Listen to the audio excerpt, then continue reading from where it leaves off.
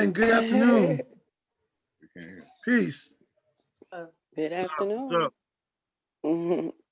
Doing Baba Abiodun. How you doing, sir? I'm good, man. We're just trying to get this technology together. Can you hear me? Yes, sir. Okay, Yeah, cool. we can hear you. I see Mo. I see Brother Danny. How you doing, sir? I'm good, my brother. I'm good. Once again. I'm good. I ain't got no beef about nothing. Well, that's not true That's either. right. There's a lot of beef out there. I ain't got no personal beef right now. We want to All right, expand everybody, we are live. We are live. Go ahead. All Back right, on what we're he's live. talking about. All right, so Live. we're live. So we're going to kick this off. But I just want to thank all of you all for being here because it really does make a difference. So, like Danny was saying, it's nice when we can have that physical contact because the vibrations that we give off to each other that somehow manage to transmit through this technology in many ways because I could feel y'all, and I'm very proud. I'm very proud of the fact that we have done this because I'm definitely one of the last people on the planet to agree with this technology. But but the fact is that we made it work, and I think that even through the technological aspects, we still seem to get our feelings across to those that we're trying to reach. So I'm very proud of that. We want to start out. And we always start with the pledge, and many of you all know the pledge by now. So, you know, I'm just going to go ahead and do it. And those of you that don't know all the lyrics, you got at least 8 words that you're supposed to at least hook up with at the end of each verse. Free, grow, misery, down, true, sad, a lift here. And the more that I think about the pledge and the more that we do it, I feel if there's one thing that I've ever written that's almost perfect, it's got to be the pledge. I want to be what I can be, to be proud, healthy, and Free. I want to say what I know to help my brothers and sisters Grow. Bro. I want to feel good about me and blame no one for my Misery. because I'll be strong to turn it around. I want to go up. I'm not going Down. Down. I want to do what I can do to make all my dreams come True. True. Remember my past, the good and bad, how I made it art even when it was. Sad. I want to share whatever my gift. And when you're feeling low, I'll give you. Lift. I want to live without fear and know that I'm blessed for being. Here. You're blessed for being. Here. That we're blessed for being. Here. And know that we are blessed. There you go. Sir, Ashe. And so we're on it, and I just want to say, did all of y'all see the young blossoming poet at the inauguration, Miss Amanda? Oh, of course. Yes. Yes, I saw it Yes. afterwards. I I think saw it that name afterwards. was, Amanda Gorman. Amanda Gorman. Gorman. Were any of you all familiar with her before she did that? No. I had heard of her name, but I wasn't Yes. familiar with her poetry. No, I wasn't familiar with Yes. her either. But she definitely is a sharp young Yeah, lady. she's on a United Way. What do you think about what she did? Was it on? Yes, it was nice. Awesome. She was The wording was perfect. It was the best thing that was said. Some of Yes. the best words were hers for that whole event. Some of the best words were that young lady's. Yes. Indeed. You know, it gave America an opportunity to redeem itself. That's what that poem did. It was by no means a revolutionary poem. It was an evolutionary poem, and it allowed America the room to breathe and to change. You know, and that's what I felt about it. I thought it was a very well-written, well-constructed poem that opened doors and tried to bring back some, or create, not bring back, but create some unity in this country. also put it in everyone's lap to say you got to have the courage and be brave enough to bring the light. It's not happening unless we all bring it. Yep. And I love that for that last line, which you said to be brave enough to see it, and then she went to be brave enough to be it. Yes. And the thing about it is, seeing it is one thing, and that is important, but to be it is everything, because many of us talk a lot of stuff. We say a lot of things, and when we say it, we might mean it, but then we don't apply it. We don't put it on ourselves to be responsible for being the deliverers of that energy. And if you say it, then you believe it. You've got to become it, because that's the only really way it can. It's like when I remember when I first changed my name.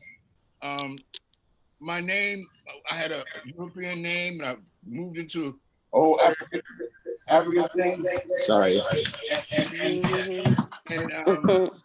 And my mother said, "What's wrong with you? You crazy? I gave you a grandfather's name. And it was a perfectly fine name. What's wrong?" I said, "Yeah, but that's the slave. That's the name of the people that made us change our language, and it's not our name. It's not a part of our culture." She said, "You just crazy, boy. You're out of your mind." So I realized that she was really stuck on what she had, of course, named me, and she wasn't going to change unless I really committed myself to the change. So as I went on, I became committed to being Abiodun. That was who I was.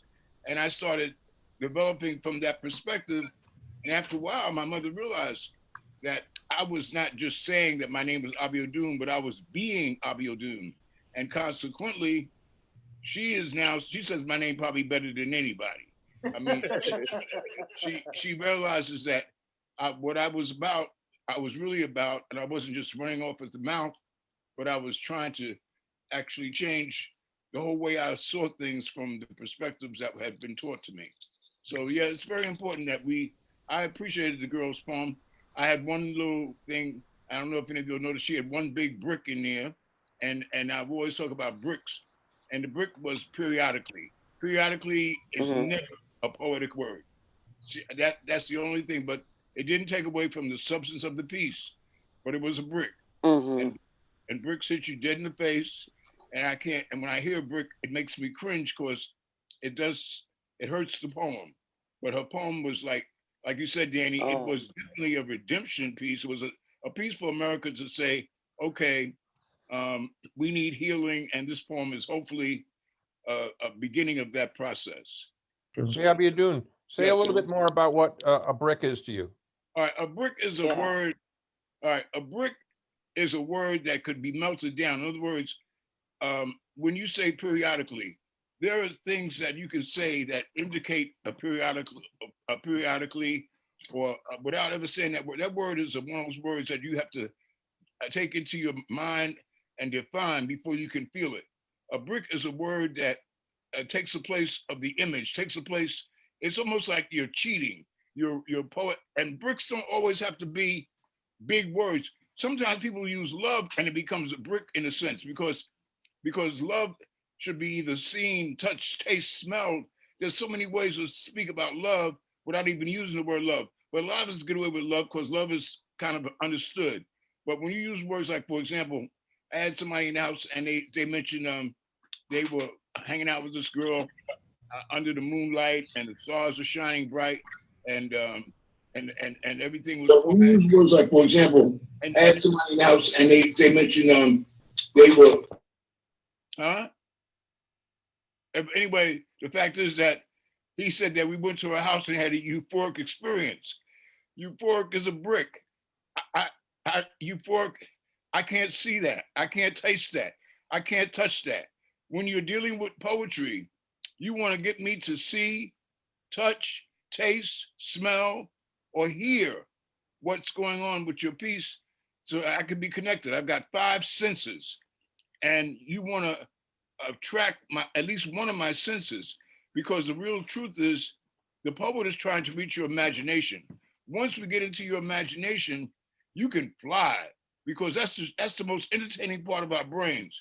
Now, if you throw a bunch of bricks in my face, my imagination is not going to be moved. I'm gonna have to go to the dictionary. And that does a whole nother thing. That's a whole different attitude. My imagination is moved by things that I can see, touch, taste, smell, or hear. So you understand, Paul? Yeah, yeah, that's great. No, I just wanted to hear more about it. That's great. Excellent. Yeah, that's what I mean. Because I feel a lot of people use bricks because, and it's like you have to really you want your poem to reach a person, go beneath the surface, and not just stay in the mindset, but reach as much of your soul that you can reach. And there's different avenues to do that. But when we get into these vocabulary, I'm going to exercise my vocabulary on you in my poem.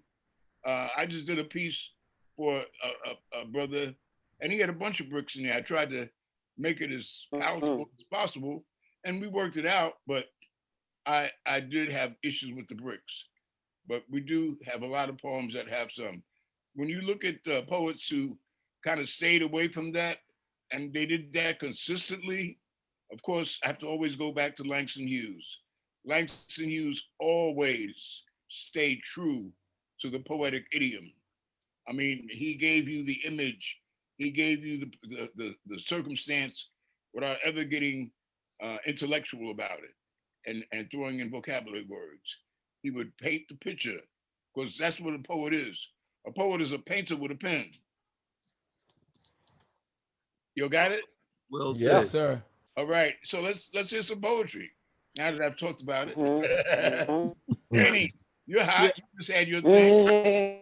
All right. Well, I'm working on a new book of poems and drawings. And it's going to be a little small book. It's called the Red Book. I remember back in the days when Yeah, I that was was a book for hanging out with Black Malte songs. So I wrote a book of what I consider to be revolutionary poems. And, most of my poems are about some sort of change or revolution, but these were pointed at really a call for revolution. So this one is called Great Greasy. And when I say Great Greasy, I'm talking about people who are outside of society, people who are, who have been shunned, who have been pushed aside. So I'm going to read this poem called Great Greasy. Huh? Great what? Great Greasy. You like that greasy motherfucker over there? Oh, yeah. Yeah, I got you. All right, let me hit this one. Sorry about my language. I'm just who I is. Come on, man. It's all right. I know. Hold on. Great Greasy came sliding up to the revolution, hand out looking for tonight's hookup and fried chicken dinner party. He eased up to bomb the place, tagging police vehicles and blasphemous false allies who thought this was a cockfight. But that ain't right, and neither was because we was talking about our freedom in here and there and everywhere. Fast forward to those who done did it ball and apple cider romp stomp when Daisy Mae lost her gripper, her gloating slipper, and fell face forward into the menagerie of America's flaming handbasket of lies.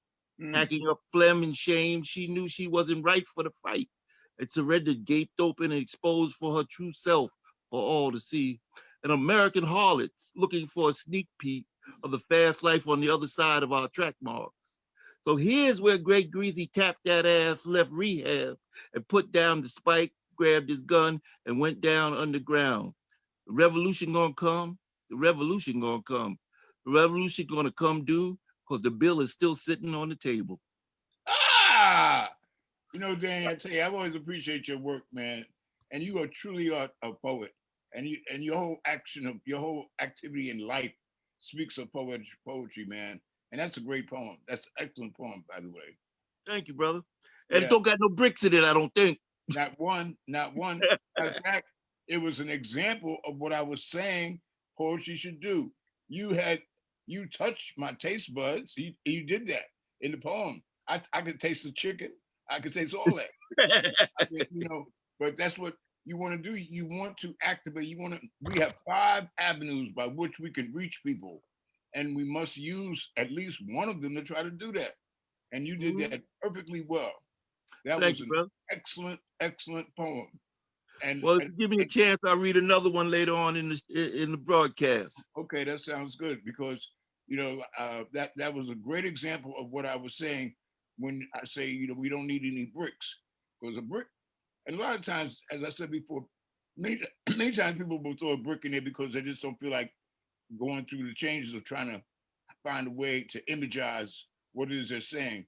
So if I throw this word in there, like improbable, I mean, improbable could be, it's not, that's improbable is not a poetic word. Just like, as I said, young Amanda Gorman, she did a tremendous poem, but when she threw in that, when she said periodically, I said, ugh, it was like I was eating some food and a bone got stuck in my throat. No, I think she did a great job. I think she if there was one thing I think there was a couple times where she explained something maybe more than once of where we're like the transition of where we're going to where we could be. Oh, she did a great job, I thought. Yeah. Yeah, and Like when she talked about the insurrection, she, Right, remember the images? You said there was some who would rather shatter than share, something to that. She used those terms. And shatter is a definite poetic, that's a poetic expression. We can see something shattered. And that's what they were trying to do when they stormed the White House. They were trying to shatter the government. I mean, tear down the White House and change the election. I mean, it's crazy, but that's what was going on. I'm just so glad that there were some other folks that wasn't black folks, because we'd be talking about the greatest massacre ever held in America if those black that's right on those steps. So we know that was and I was telling people, many of us need to recognize that many of those police officers that were there were actually the same people that were protesting. I mean, they were all connected. And so getting in was not a real problem. And because they probably voted for Trump themselves. It's just that they had a job to do to protect the White House on this particular moment in time, which was kind of like fake in a sense, but because they got in too easily, much too easily into offices and folks' mail and laptops and all that stuff.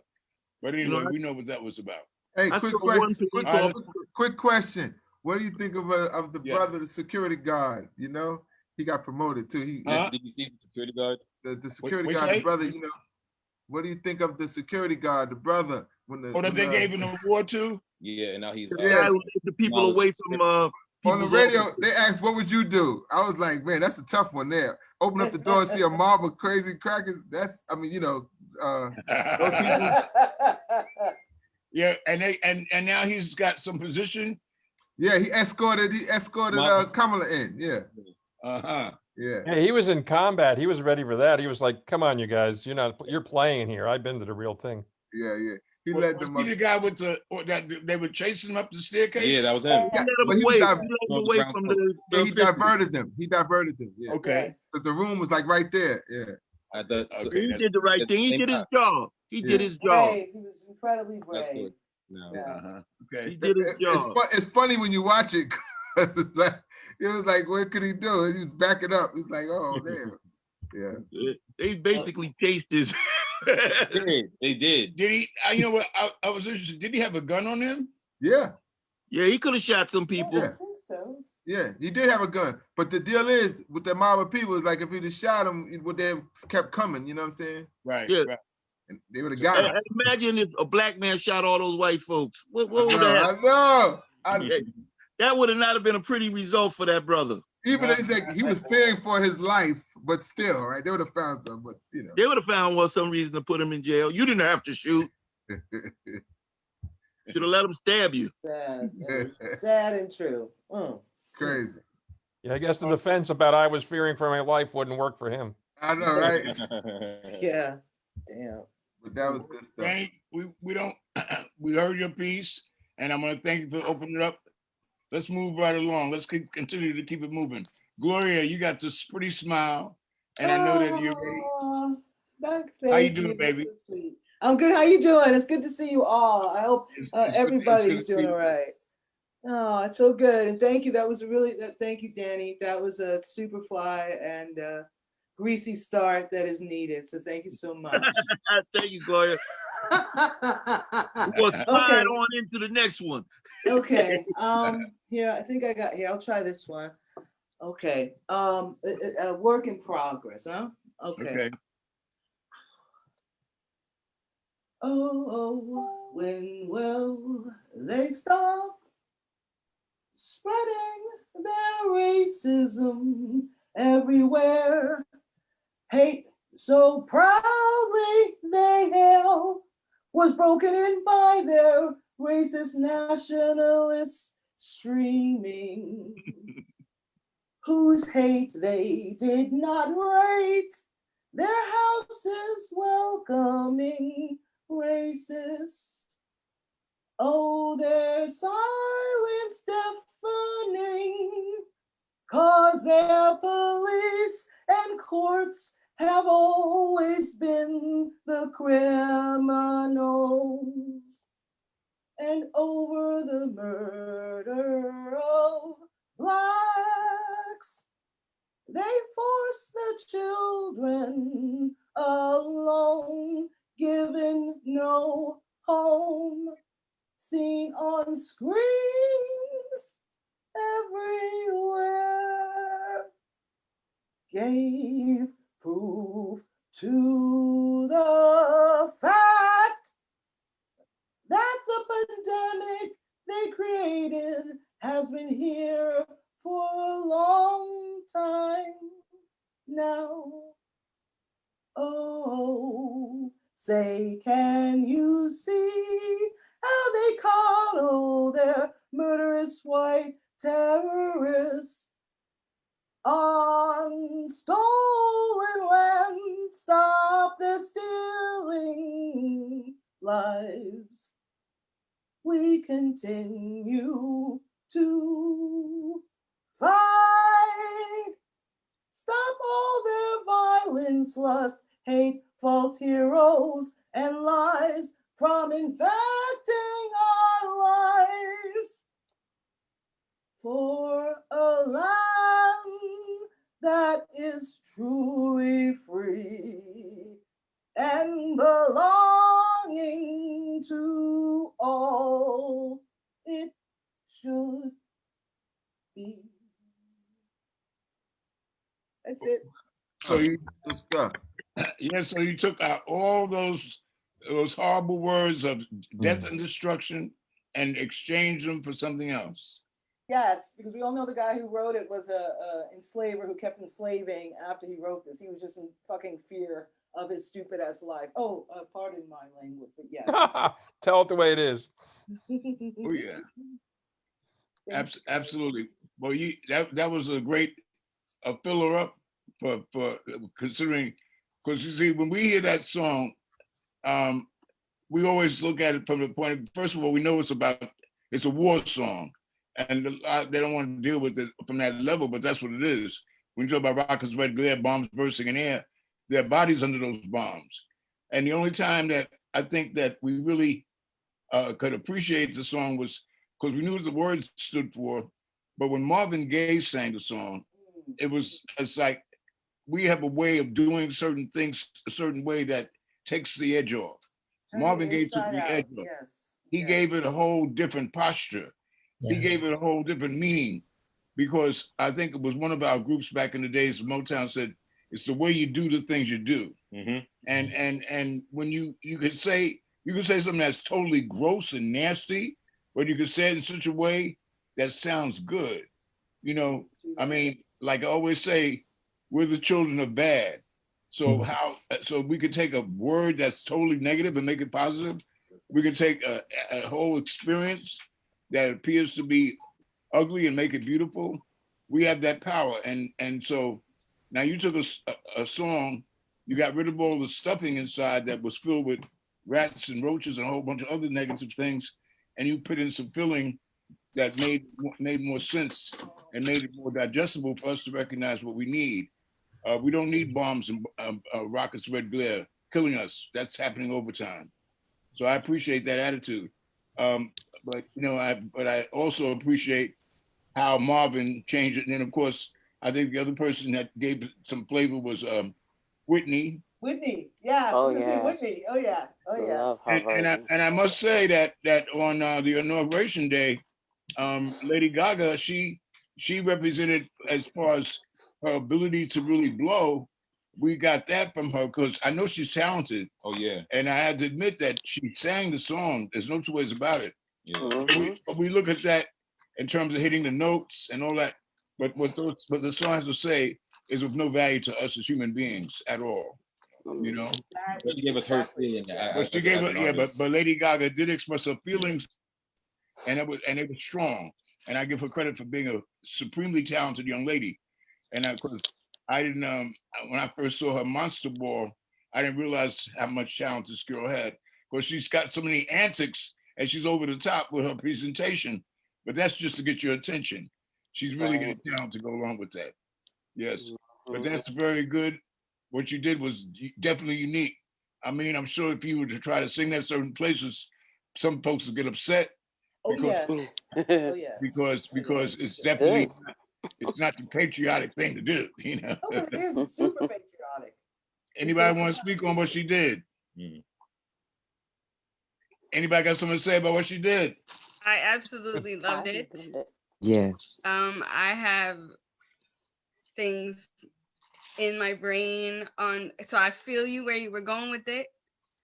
So I could see the growth that you can do with a lot of the songs that we can remake. Yeah, we should. Yeah. We should. Yeah. We should remake all those shits. Yeah. There's a lot of stuff. You know what I appreciate? One of the things I appreciated on Wednesday was seeing Garth Brooks singing Amazing Grace. And you know why I appreciate that? Because a lot of Black folks don't seem to realize this. That song was not written for us. Exactly. And I don't know if Black people realize that, because that song was written by a slave merchant for him to get, it was a song of redemption. He was trying to repent and find a way to get back on the line leading to heaven, because he knew he had done something miserable, and he could hear the moans and the sounds that we were making at the hull of the ship, and he took that, like we all, no matter what our situation, we're always singing, we're always creating sounds that are enchanting. We're amazing, and we could be in pain, but we're going to find a way to express it in some artistic form, and people hear that. He heard us and wrote a song that tried to mirror what he was hearing, and at the same time, he was repenting for what he knew was an act of total inhumanity. So when he says Amazing Grace, and you say to save a wretch like me, I try to tell people, why would we call ourselves a wretch? That's not our. Yeah, exactly. And then you say I was lost. No, I wasn't lost. No, I was stolen. And I was blind. No, I was not blind. I'm looking at everything you're doing. Exactly. But at the same time, many of us have adopted that song. That's the one thing I really appreciated Martin Luther King for. He'd never adopted Amazing Grace as his favorite. His song was one of my favorite, Precious Lord, Take My Hand. And that, but Amazing Grace gets a lot of points. It's like one of the top songs, and people will sing it in a minute, but that's because they really don't know. This song was written for white men who were doing terrible things to repent and find a way to get back in the graces of God. So that's very important. I thought that was ironic, because that's how we started the conversation before the live started, was the idea that someone could take someone's lyrics and mean something different, and mean a different concept. It's or take it at face value, or take the thing at face value, so you could know what the writer was saying, because that's what matters. I say the same thing about the Bible, Right. When it comes to the actual writer of that particular text, that matters to me. And I don't know why it doesn't matter to anybody else, and that's cool, but I guess just as a writer, King James. Right, King James. But even deeper than that, even Matthew, Mark, or Luke never even saw Jesus. You know what I mean? These are the people that wrote the Gospels to describe Jesus the most. It was only John that did. So just like small things like that, we allow certain shit, you know, when it comes to being beaten our heads, I guess, you know, over and over and over again. And we allow, you know, there's some songs now that we're finding out. I don't even know what they said. I just figured it out now at 38. You know what I mean? But the sentiment was there, or the heart, and they tried to capture that part. I never liked Amazing Grace either. I was always his eyes on the sparrow kind of a person. Oh, I Of like that. thinking that, you know, if God could, you know, take care of the worm in the ground and feed the worm, then I know I'm good, you know, and Wow. that kind of confidence. But yeah, no, I always thought the Star Spangled Banner was weird. I always thought pledging was weird. Even though I thought I would figure I would figure once we got free, we would have just not did it anymore. And the idea that it's not a law, is just a cancel culture that I would think that we wouldn't do it. And that's how our pledge started. You told us when that little girl called you out for not standing at the Pledge of Allegiance. That's right. I always had a problem with the word allegiance.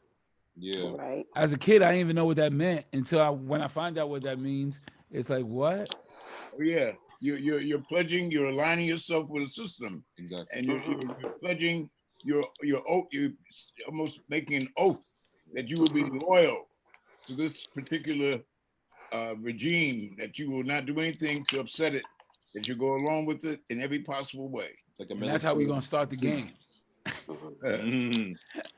That's it. Well, that's why people kneel. That's why people don't say anything. That's why once people start to become more awoken to where the originations come from, like of all these different things that we're singing. Even the ice cream song is a racist song. Like the tune that they have when the ice cream truck runs around the neighborhood. Softy. That's straight up racist. And so we really have to like go and find the origin of a lot of the stuff, the nursery rhymes, everything that we're perpetuating, and then make it known and then change. But you know, we have to become aware. And as we become aware, we have to change things. Like I know there's some efforts to actually, I mean, like there's the efforts to change a lot of things. And one of the things that my son is working on now has got a serious project where we're talking about we have to upgrade the Bible, because we know that the Bible has been a major anchor to keep a lot of us in a position that we don't need to be in. And many of us feel like this is what we were destined to do. And that's not the case. So that has to change. But there's a lot of basic work. Like you just mentioned, nursery rhymes. A lot of people don't realize how nursery rhymes have been I mean, you've got some of the most grimiest things that are said in those nursery rhymes. And people don't Ring Around the Rosie is one, and the London Bridge is falling down. Oh, listen, absolutely. Humpty Dumpty's a cannon. That was about the bubonic plague, and then the monkeys jumping on the bed, like, come on, y'all. Oh God! But check this one out. This is nasty. Peter Pumpkin Eater. Had a wife and put her in a pumpkin shell, and there he kept her very well. I mean, it tells you what Peter was doing. When the bow breaks, the cradle will fall. Oh, damn. I mean, there's a whole bunch of stuff. Eeny, meeny, miny, mo. That's another one. Wait, what was Peter doing? Right. They had that on Lovecraft Country. What did you say, baby? What was Peter doing? Peter. Listen, you can figure it out. What did he do? Peter liked to eat pumpkins, right? Peter was. Yeah. It starts out Peter, pumpkin eater. Now he had a wife that was stepping out. She was like hanging out with Jack B. Nimble or somebody, but she wasn't with Peter. And he had a wife and he couldn't keep her. That's the next line, right? Pumpkin eater had a wife. So now what did he like to eat? So where did he put his wife? In a pumpkin shell. What? He put his wife in a pumpkin shell, and there he kept her very well. Being weird. That sounds like an entanglement. That's abhorrent. I mean, I'm not saying that. I don't know what your activities are, when you're not online, but who's gonna help me rewrite all these nursery rhymes for my children when God bless? Who's gonna help me? I will help you. I will help you. I think you got to make up new ones. You got to make up new ones. It's not coming in my house. Make up new ones. I'll let out that side of me that refused to do it when I used to teach nursery daycare. Humpty Dumpty's a cannon. Humpty Dumpty was pushed. A cannon. He was a cannon. Another one. I feel bad for Humpty. All of them are bad. Push, and then we scrambled, and then what we had to do, we had to put them back together. Yeah, all the king's horses, all the king's men. They couldn't put Humpty back together again. He was all cracked up. They couldn't even find a piece. but you know what?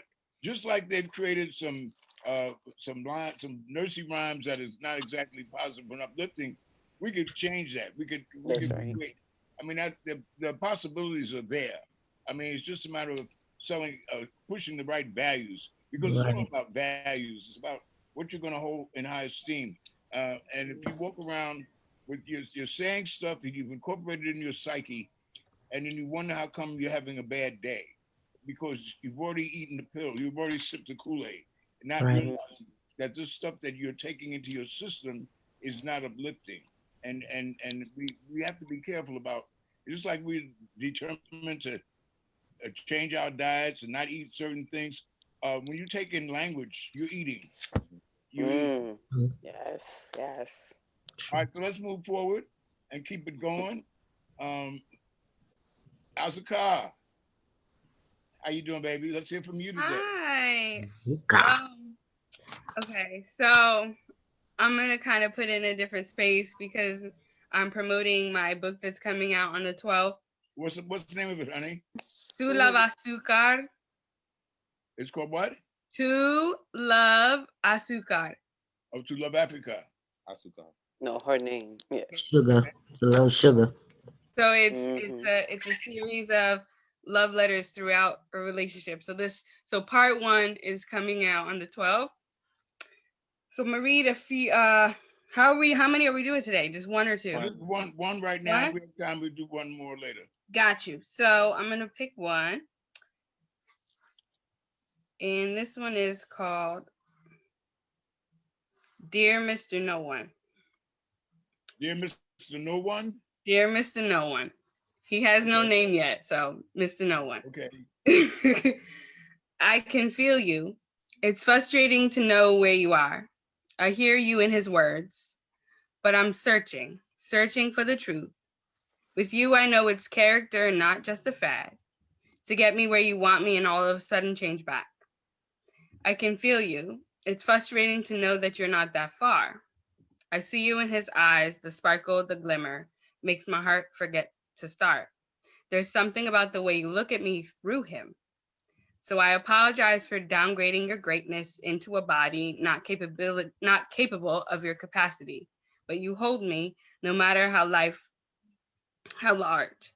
You see me, no matter the dream so far. With you, I know the journey will be sure. Time is never too short. I can feel you. I know you are in his thoughts, knowing the right moment, the right message to reignite my spark. His ease in your swag, he inherited your tact. I can feel you. You relish in his wink, his dimples in his smirk, his cheekbones I nibble, his tongue for dessert. But deep down, he is not you. So with each so close to perfection I dream of, the connection I pray for, the understanding I wait on. God's trying to show me patience, because settling is not gone.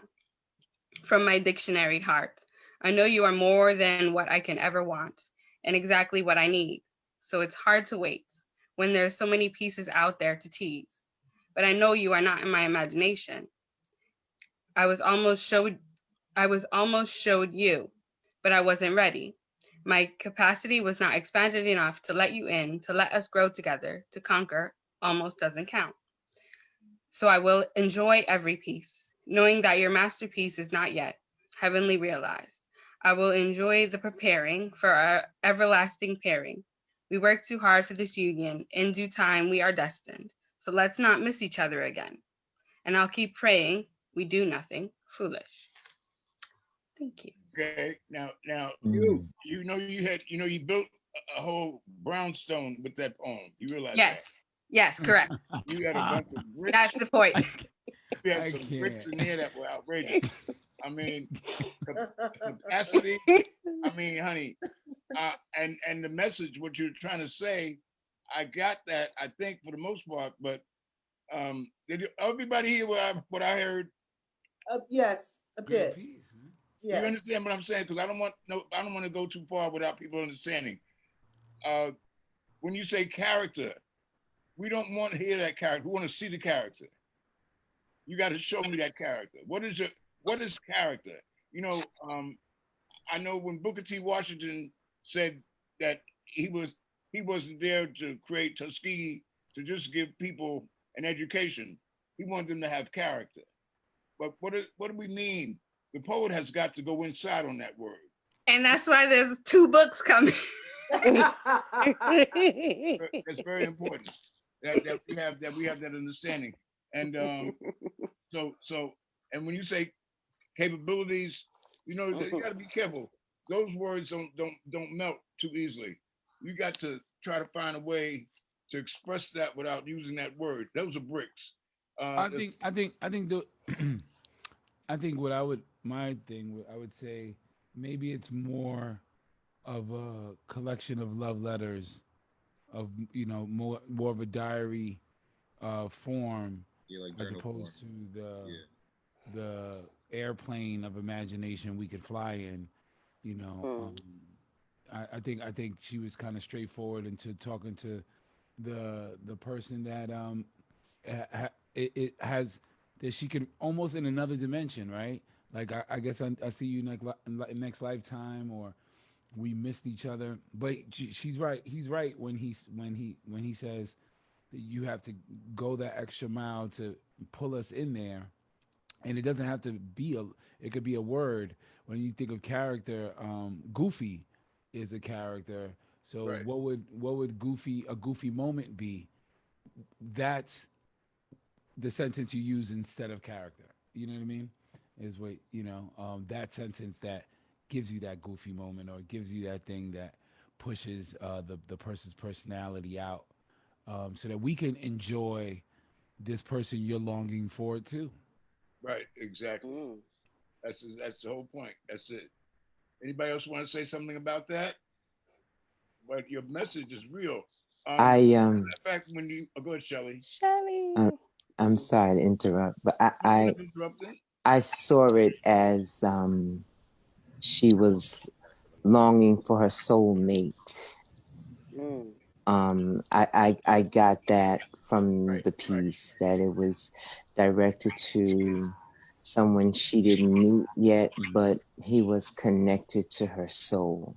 Oh yes, oh yeah. And yeah. that was I very heard that. beautiful. Very beautiful. No, that's legitimate. I agree. And I'm just saying that there was even a more powerful way that she could have put that on display. But definitely I agree. When she said the name of the piece, Poem to No One, it reminded me of a piece, I think it's the Beatles, Mr. Nowhere Man.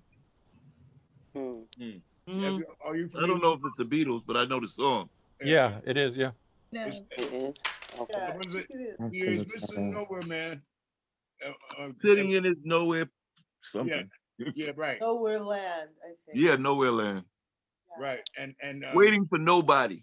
Exactly. I've always had problems with those words. Period. But it's poetically, it's a gem, because we do have these notions of somebody that's being created that we can identify with, who we haven't met yet. They're here on Earth someplace, but we don't know them, so we don't give them a name because we haven't met them yet. I also thought a twist on that was just that you end up finding yourself. Yes. Because it started out sounding like that person is out there, who's the person I have to meet, and sometimes that actually turns out later in life where you go, oh, I'm looking at them in the mirror. You know, here they are. Almost every time. That was the twist in my previous book, actually. Okay, there you go. Oh. There you go. So Feeling you. you're on the same wavelength where I'm going with it. Congrats on the book, sweetie. Thank you. Congrats on the book. Good luck with the book. Congratulations. Congratulations on the book. Yeah. Y'all can give us some love. Thank you, Asakar. That's very good, baby. And anytime we can generate a positive conversation behind it, you know it's working. All right, let's hear from somebody else. Paul, are you ready, man? Yeah, I can go. So this is these aren't. I found these. It's not a haikus, but they're short little scenes. And they're like 5 lines, 7 lines, and there's 7 of them. And it's called "I Had Heard." Okay. Everybody can hear me? Yep. Yes. Okay, here goes. The cat said to the mouse, "Why don't you try and run away?" And the mouse said, "No, let's get it over with while I still have hope." The dog bit the man, and the man asked, "Did I offend you?" And the dog said, "No, I just like to bite." She asked, did he want to hide between her legs? And he said, "No, dark caves scare me." She left looking for someone who wasn't afraid of the dark. The doctor asked, "Do you want the good news or the bad news first?" And the man asked, "Will either one make me happy?" The doctor said, "No." The man said, "Then don't tell me either. I like surprises." As he limped, there was no going back to the moment he slipped on the last stair. He could scream why all day long. Instead, he limped into the future. If you scratched the dog and petted the cat, you really don't know what you're doing. You can claim you're shaking things up, painting outside the lines, erasing the numbers in the paints by number paintings, believing you know where the colors go. Everyone would cheer you on, but when you scratched the dog and petted the cat, you lost all credibility. Young elephants. The last one. The young elephants have heavy chains put around their ankles. They try to break them and can't. As they get older, a thin rope could be put around that same ankle, and the elephant could easily escape, but they had learned not to try anymore. And yes, this story has a message. Those are poetic gems. Very well done. Good fire. Nuggets of wisdom. Yes, Paul. And every one of them were filled with poetic verse. I love it. Love it. That was very special. Thank you. Sounds like he's been doing this for a while. Yeah, you could do a whole book on that stuff, Paul, because that worked. I mean, and the wisdom that you were running, I mean, it's just special because, and sometimes it just takes a line like that to spark a whole bunch of stuff. Thank you. That was very good. With common sense. Bam. Oh, I should have known that. It reminds me of the because there are African proverbs that many of us are aware of, and I use some from time to time. And one of my favorites is "Man chases woman until she catches him." I use it all the time. People still don't get it. They didn't even get it yet. It went over their head. You gotta wait. You gotta let that digest. Say it again slow, Pop. Say it again slow. Man chases woman till she catches him. Yeah. And in the world of R&B, I think I forget the name of the group, but the name of the song was "The Hunter Gets Captured by the Game." Grace Jones. Yes. Was that Martha Reeves and the Vandellas? Yeah. That was them, Martha Reeves. Okay, but I know it was before my era because I ain't never heard that song. That's a good one. But anytime that we get a chance to, you just want to spark thought. You want people to think about, like you say, exercise some common sense, and poetry can make you do that. It can motivate you to think of common sense. I love what you did, Paul. That was some special stuff. You probably need to do a whole book of those because that stuff works. That's very good. Well, I mean, it's finding them, I mean, those were there and I put them together. It's like, yeah. it's making that work, and not really being a haiku, but short enough to kind of give the punch and all that, you know. Yeah, I used to really like what Def Poetry had in the intro, where most would do like this little piece. It wasn't necessarily a haiku, but it was enough of a tidbit. I think one of them was since no one knows anything about God, those that think they do are just troublemakers.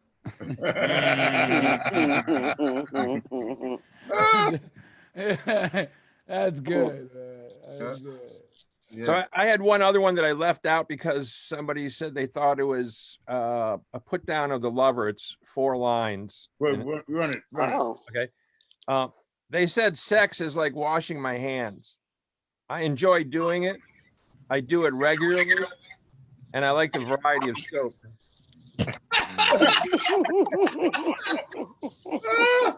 That's kinky.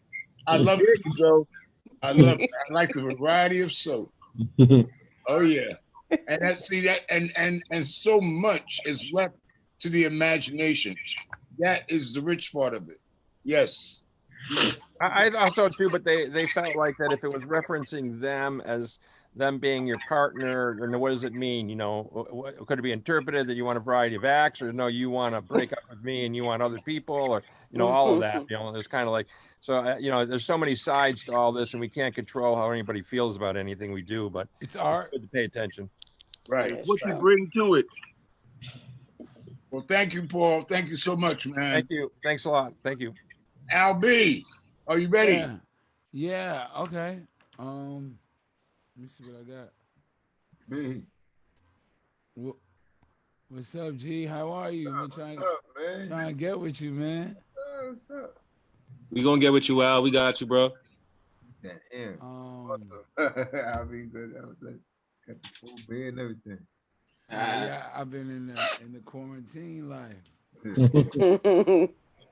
I know I'm looking here because that's my monitor, but let me see.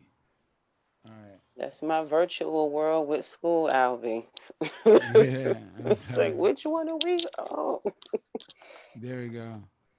Okay. You ready? Yeah. Go ahead. Right. I heard an ancestor say my name in a dream. What we know was given in the preview. All we ever heard was Indian and measles. They was giving us smallpox. We were Pocahontas crying for a sequel, and I ain't gonna lead you. I wonder why my brown skin was held captive in these blood cells, like some of my uncles trapped in a block cell, all because the block cells. Look at how we got hell once Plymouth Rock fell. We were doing this from the chirp and the skytail, using birds as messages with sky mail. Look at the irony of tyranny. The families on the borders and how they're begging us can't drive down their own last names, La Cienegas. No LA aliens. Gross in how we handle this. Los in how we angel this. Now they propaganding us. Hurry, put the camera up. Hurry, now they had enough. Blurry in how it's adding up. But wait, we're legalizing cannabis. While they still will be illegalizing half of us, degrade you, and now your bio is hazardous. But even when you spelled us wrong, we were fabulous. We know how they browned all the blacks. They put cracks in us. We know how they blacked all the browns. They retracted us, put them all together and get the ratchet us. They laugh at us, we clap it up, we strap it up, we're back in cuffs. As long as Leo can decapitate the act of us, the mass of us won't be able to activate the act of us. Some of these scared fucks are way beyond pacifists.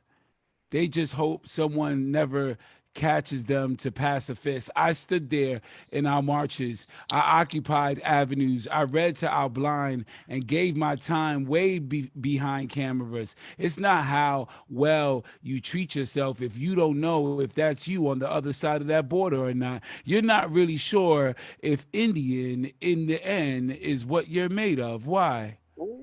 Why can't you tell me something about you long ago? As deep as you could tell me as synthetic hair and how it grows. I long for the day I can hear my sisters say, Taino, dime Puerto Rico. Tell me why my tongue sings rap about my people. Tell me why the boxes and tentative apartments was given to the islanders. Pero necesito. This is not my land. This is not the sand. I don't care if you need it. Better start believing. Look at how you're walking, affected how you're talking. Look at how the sea meant. Show me what the sea meant. This is not some political piece of lines crossed and confusion and sides and us and Indian and Native and Taino and Pocahontas love affair with her rapist. No.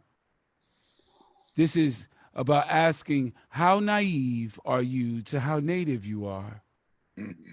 Who you were is so very close to we're, and we're in the end or here. And no, my East Coast Taino still cries for captive cousins labeled dummies in a can, fenced off by Haitian chants, bought and freshly beaten in Brazil, brought and sea salt seasoned to be grilled. I am not just some kid from the project hallways of American history. Somewhere in this sangre flows a creek, a council, a long feathered crowned man too prideful to put down his bow and arrow long enough to survive the summer before the first photograph came out. If he was humbled enough, he could have made it to the first picture. He didn't like the jury presented to such savages in the first ever photo, so we don't know what he looks like. But we do know he said, I'll be back. LB. That's LB classic. Yes, my brother. I'll be back. Woo! You had some gems in that bad boy. Yeah, that was good. Somebody else speak on that, please. Come on. That was super awesome. I loved it. For real, brother. That was good. I hope you got that in a book or something to see. What you got about the anthology? You got to send that to Juanita so she can put it in the anthology. Straight fire. I totally appreciated the Taino spot. Yes, I totally appreciate that. We gotta go back to our history. I love it. Well, you naive or native? I love it. Yeah, it's a whole wordplay. It was great. It was yes, Uncle Doom. Yes. Yes. You call me? Yeah, and I just said that Albia's got to get that poem to you for the anthology. That's right. It's a classic. I mean, he gave a lovely history of his culture, the people in that piece, and it had some good points. And like, of course, he shared some information that a lot of folks, because they always try to say that Pocahontas had some kind of love affair with her. Somebody needs to mute. Huh? Somebody has to mute. We could hear the feedback. Okay. What were you saying, Pop? No, I was saying that we always talk. People like to say that Pocahontas had a love affair with her captive. Oh yeah. And it was her rapist. It wasn't a captive. Pocahontas was a child. She was 12 or 13. She wasn't even a grown girl. I mean, but the way they turn around, I think they kind of like immortalized it in a song called Fever. Captain Smith and Pocahontas had a very mad affair. And when her daddy tried to kill him, she said, "Daddy, don't you dare." I mean, and it ain't nothing but a lie. Right. But that whole movie. But they put it in a song, and then they had a movie too to kind of say that that she was a willing a concubine for Captain Smith. Nobody was willing to do nothing. I just strongly think that blacks are a minority, browns are minority, but I don't know the difference between black and brown, so we're not one. You know what I mean? You know what I mean? And that was like that was literally, if you could think back on it, that could be literally traced as the most important lie. You know, because the Aztecs that were here before, the Aborigines people, the difference. You know, I wrote this song for a young Latin artist that's gonna come out sometime this year, and you know, I asked her, she's Puerto Rican. I asked her, you know, does she know where she's from? And she thought Pocahontas, and that and that Taino, there's Taino Native Americans who there's a one called Asawana. Her name was Asawana, who she was a Taino chief and died in 1505. Like, nah, y'all not getting on this island, or not as long as I'm here, you know. And so I feel like the black and brown, if there was a quintessential group that I would that I've always spoken to, was the Last Poets. There was never an idea of a difference to the point where they didn't even speak of it, so that to comment about it, it was seamless. You know, that seamless provided so much, Pop, that you have like just the normity and how you treated it. It wasn't like, all right, now here's our Latin brother Felipe. It wasn't like that. It was just Felipe, and what he's gonna give you is the sazon that, you know, is a part of the Africa that we need. And then Felipe will always just make it a point to just have fun with being, and even though he know his tongue was brown and how we were hearing him, he would always refer back to the African drum. So there was always a compliment that meant we were connected. But the way we're disconnected today, even there's a line in there where I talk about my Dominican.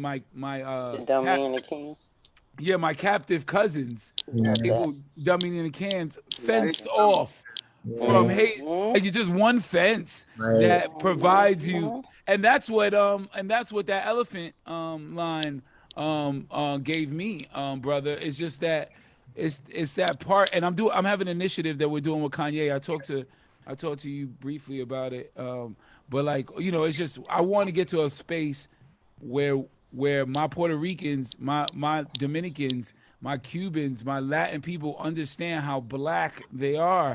It's just I really, if I was speaking, if I was in China when I was 3 months old and I came out of China at 38, I would sound Chinese. Exactly. You just been around some shit that allows you not to remember the way your tongue used to move, and it's okay, baby. But no, you're an islander and you don't belong in this cement block. You belong picking up a coconut somewhere. It feels natural to you, baby, because that's where you belong. Right. Exactly. You know. And it's funny that you bring that up, because that is definitely a journey that I'm working through, and then I'm finding different spaces where I can be my black self, and then different spaces where I can be my Latina self. But I haven't found that one space where I could just express the whole. So I'm gonna create it. It's on my vision board. It will be created, that space for diaspora and the Carinidad to be fully expressed and fully celebrated. Like, we don't have to divert ourselves. We are one in general. So let's just express it. I give I don't know who set up the inauguration, but whoever because I was wondering why I said, why they got J-Lo singing. Then when I saw her performing, and I said, it makes all the sense in the world. She represented. Did she not represent?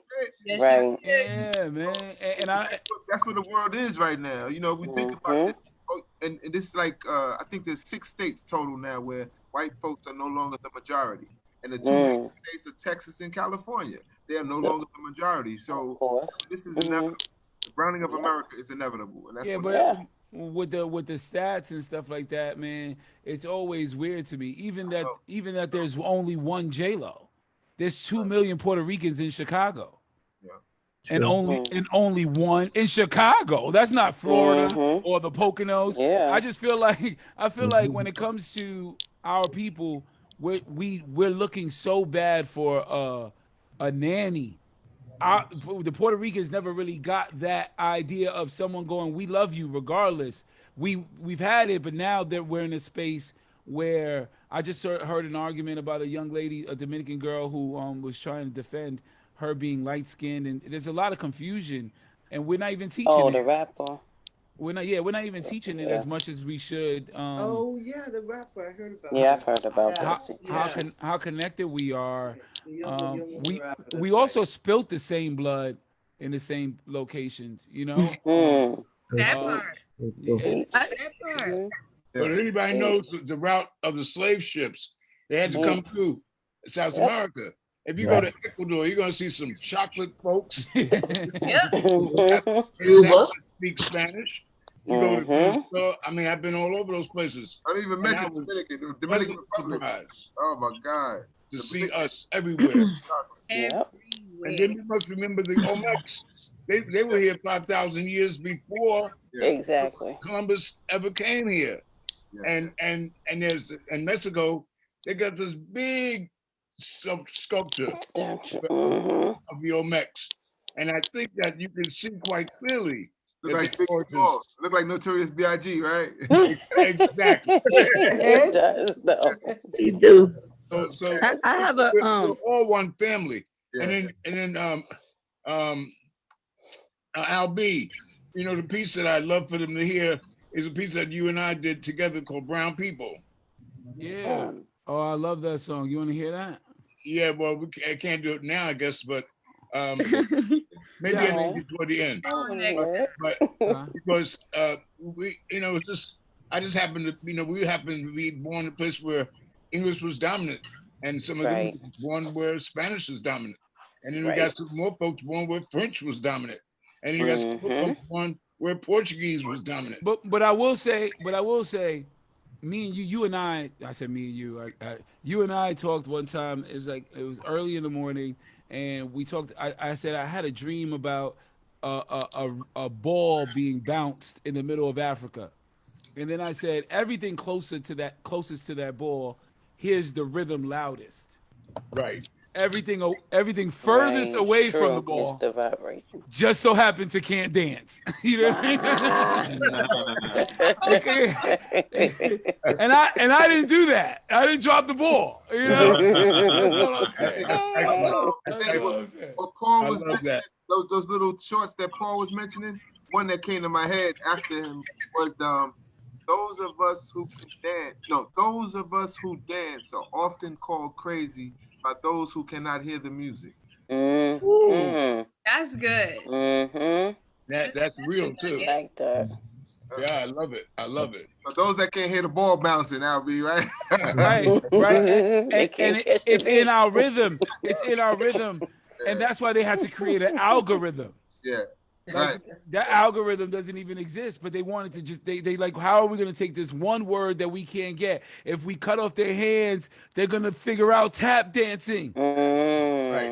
Right. Their rhythm is too much, and you think about wading in the water, and you're not understanding that it's actually all in the moon.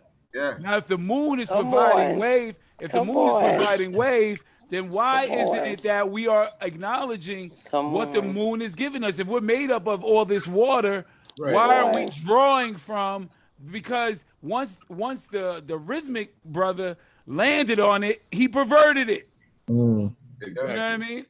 And so like or quote unquote. And so like I like the fact that when it comes to wave, when it comes to the ocean has a rhythm, has a thing. Everything. You know what I mean? It has a, and so when we get to that circle, we're able to find exactly what we're made of, and that's black and brown, all the way. All the stuff. Good Absolutely. Stuff. All right. Thanks, Pop. Moving along. Thank you so much for that, and that's some valuable information. Who's this? Bria. How you doing today, baby? Hey, I'm good. How are you? Represent. I love your little calorie show choker. That's nice. Thank you. I got it for myself from my solar return. Okay. Hey, butterfly. Hey, Shelly. Hey. That makes me feel so good. Oh my gosh. Okay. So this one's called Alice in Chains. I wrote it as kind of a forgiving myself, an apology to my son. Okay. Smoke and mirrors, separating mists while I walk fast. Quick glances, then I slipped through the looking glass. Alice in chains, victorious, I conquered a poisonous past. I can survive this plane. Why is the sky blue? As above, so below. Deep sea, deep space. Don't let's be silly. Half cups of tea dunking broken pieces of plates. Above the sky as Jefferson speaks of white rabbits and red queens, her grace. Leaping and creeping demogorgons. I've seen stranger things. Portal jumping to both obtain and escape the venom by any means I run from, then succumb to the claws sunk into me. Remembering what the dormouse said, elevate, curb the urge to self-medicate, feed your head. Why is a raven like a writing desk? I may be stark raven mad, but these questions were not answered yet. Traveling forth and back between wrong and right, hypocrisy, regret. Innocence and sanity too complex to reclaim. There must be a way to gain clarity and eradicate this pain. So I sought those who played the game that is not a game. Embarking on an odyssey of heart-shaped boxes, my original initials and tones of home in Georgia. Go to church if you're scared. Struggling to breathe and simply being are feats beyond compare. To feel disdain overpower their confusion, moving one to assume I am having fun, thinking I'm somehow free of care. Glued to the tutor, a devil who dares to walk in my own will while I bear, barely staying afloat currents of hurt and hope. Hurt. Please stop. Scraping materials to hit, it won't work. Crawling, running my hands across the carpet top, searching for one last drop. Yeah. Old odd soul, pipe token caterpillar. Knowledge, wisdom, and understanding since he was little. Sharing rich bits of his mind, he never spoke in riddles. One side made me grow shorter, and the other side a giant. I just couldn't grasp it. Too out of it from what the Bandersnatch did. I am sorry, my little Momrath, for my existence of destitution, yet too near you not to hear you. Substances contorted my view. I became overwhelmed with skewed perceptions of you. I thought you'd be safer if I let go. But how could I let go when you are of my womb? I was in a rush to end my life with you in mind, wishing you to only experience paradise. My movements produced quite the opposite, instead, disarray and strife. I ran too fast for your tiny legs. I ran with your tiny hand in my hand in the upside down and throughout Wonderland. No wonder you want me to lamp so bad. Forever. I am becoming more aware, coming out with a soul more pronounced, enunciation of my spirit to the very letter. I am getting better. And I promise I will never attempt to cuddle you while in chains again. I have survived and been thriving on this plane, victorious, conquered our poisonous past. Today you understand you can trust my path now that I found my power through the looking glass. Ooh, baby. Oh, strong. That is That was so. All of it. Yes, girl. I did good this time. That piece Yes. is a lot older than you. Butterfly. That piece is a All of lot it, all older of than it. you, honey. Cuddle you in chains again. Wait a minute. Hold Uh, on. There's a whole poem in that one line. Baby, that is Yes. a masterpiece. I was going on a journey with her. Oh, it was a journey. Wow. It is a Yeah, journey. I was going. I was like, I'm coming out the I'm rabbit gonna hole. my son. Yeah. Come on, Wow. y'all speak on it. Thank Speak you. on it. Thank you. Yes. Sis, I felt every word. I felt every word. Every I'm word, telling you. every That was word. beautiful. Deep. Yeah. That fills me up. It did, and it was great. It's like Alice, the twists and turns of the unknown and kind of the bizarre also. But like you said, the soul has a way and it has a journey, and that journey can be a bit trippy and very hard at times. So thank you for capturing that so well in it. Yeah, bravo to that kind of feeling and honesty about what you're going through. So yeah, Alice is out of chains, I think, with that poem. So thank you so much. Thank you. I like how you took on, you know, and whatever you was facing. I forget the images you described, but then you said you've seen stranger things. Like I ain't sweating that, you know. Like I'm like there's nothing you could do to deter me. I'm going where I need to be going. I mean, it just shows your inner strength in the midst of any and everything. Like you've been there, and now you're that was a great story when you before you said I've seen stranger things. You gave us a super strange image. Yeah. What was the line? The Demogorgon. Demogorgon. Yeah, I ain't gonna lie. I was like, wait, hold up. Snail or the snake? Word. What was it? It was really great.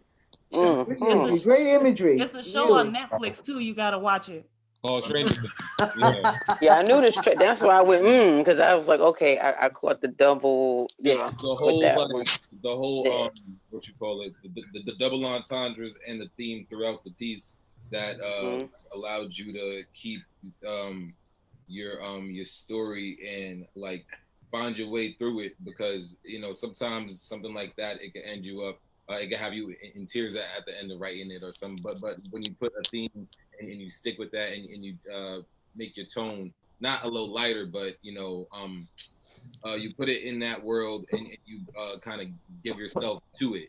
You don't like become all right. I'm in this character. Like nah, I see those similarities. It's like you know doing a book review as a poem.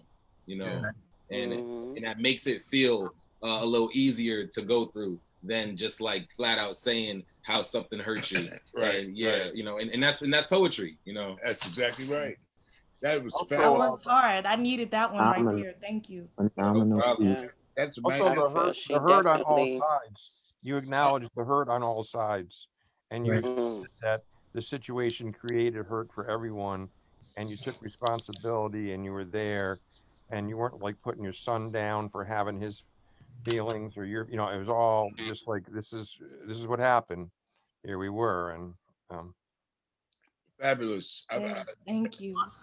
I think she gave justice to what you spoke on in the beginning, Papa, what you said about the senses, the whole sensual piece of it. I definitely feel she did that justice because you definitely touched on. I'm gonna say all five and the sixth one too. I was there with you, like absolutely. Okay. No, she made you good. She took us inside. She took us inside. No, we weren't scared. We weren't close my eyes and just follow. We were in the piece. That's true. I was closed like. I closed my eyes and just flowed with her. Yeah. Yes. I felt like she was holding my hand. I was like, yeah, she had hands running too fast for your little hands, your little feet. Rather.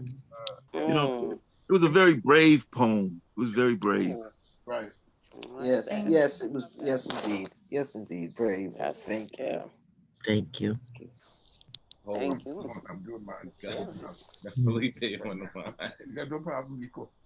Pick the next person, man, so we can keep it moving. Go ahead and pick Ro. All right. I'll pick me. How did I know? Okay, Snoop. I knew he was going to say that. I got all these pieces that I've been writing for 2020, but I ain't finished none of them. But I had one I had finished. But I'll just read it. It's called 2020 Vision. You know, just 2020. All right. Okay. Let's see. Oh, say, can you see by the dawn's early light? Or are the clouds too thick? Is the smog too heavy? Have the corona clouds of doubt moved in to detach us from the love of mama's hugs and the sacredness of sister's touch? Perhaps we can't see that dawn's early light because the socially distant smog is too heavy, accumulated from the exhaust of federal factories and laboratories creating synthetic viruses. It's not even spring and it's fucking up my sinuses, but we can't see too clear. Our 2020 vision has been impaired. Maybe we've been in the dark so long that this 2020 light be too bright. Even when the lies are exposed in plain sight, sometimes we still can't see. Like we need a few moments to adjust our vision so we can process the foolery. Don't try rubbing your eyes repeatedly. This will not help you to see more clearly. See, we've been trained to look through the white lens of America. Go along with the hysteria. They create to instill fear in us as they strategically keep steering us right into their hands. No more orange clown, but we still on lockdown. And what if a global vaccine was already the plan? Well, 2020 may not be that clear, but 20 times 20 is 400, as in 400 years. And we can all see and agree that we've given 400 years of service for free. But before I get too deep, let's just look at this past year of 2020 logically. Starting off in January, we lost Kobe and Gigi. Then in February, we lost Ahmaud Arbery at the hands of racist bigotry. March Madness began with the murder of Breonna Taylor right in her house, reminiscent of how they took Freddie Hampton out. March continued with the national shutdown due to COVID-19, closed schools, parks, malls, and public gatherings. Then May came along and brought more drama with the Memorial Day murder of George Floyd while crying for his mama. The country and the world had had enough. Folks took to the streets, tearing shit up. This was a turning point in the year of 2020. A global pandemic and racial unrest gave us plenty. But if we look back far enough, sometimes we can see how things come back around from the annals of history. Like 101 years prior in 1919, the Spanish flu had many similarities to COVID-19. Masks were worn and schools were suspended. Over 700,000 American lives ended. The infamous Red Summer also took place that year, named for the many lives lost to racial fear. Racial riots took place much worse than today, but the same root produces the same fruit, needless to say. So 2020 spoke for the young and old, and the Trump regime took a loss at the polls. The people have spoken at the White House and in Georgia too, as we witnessed the ascension of the sisters doing what they do. Stacey Abrams is the new Fannie Lou, getting people to vote. Kamala Harris, our new Shirley Chisholm, as a first, take note. So the story continues as we can plainly see. 2020 vision is just some old new history. Yo. Come on, imagery. Okay. That put the year into perspective. For that, there's nobody that's chronicled that whole year better. I haven't heard it. And I mean that's an award winning, man. That's an award winning. Because I was thinking about doing that myself, but I said that's a lot. And you did it. And you did it. Oh, that's fabulous. That's so bad. You captured it, man. Wow. Wow. I remember watching Stacey Abrams, and just what she did, what she's done with Georgia.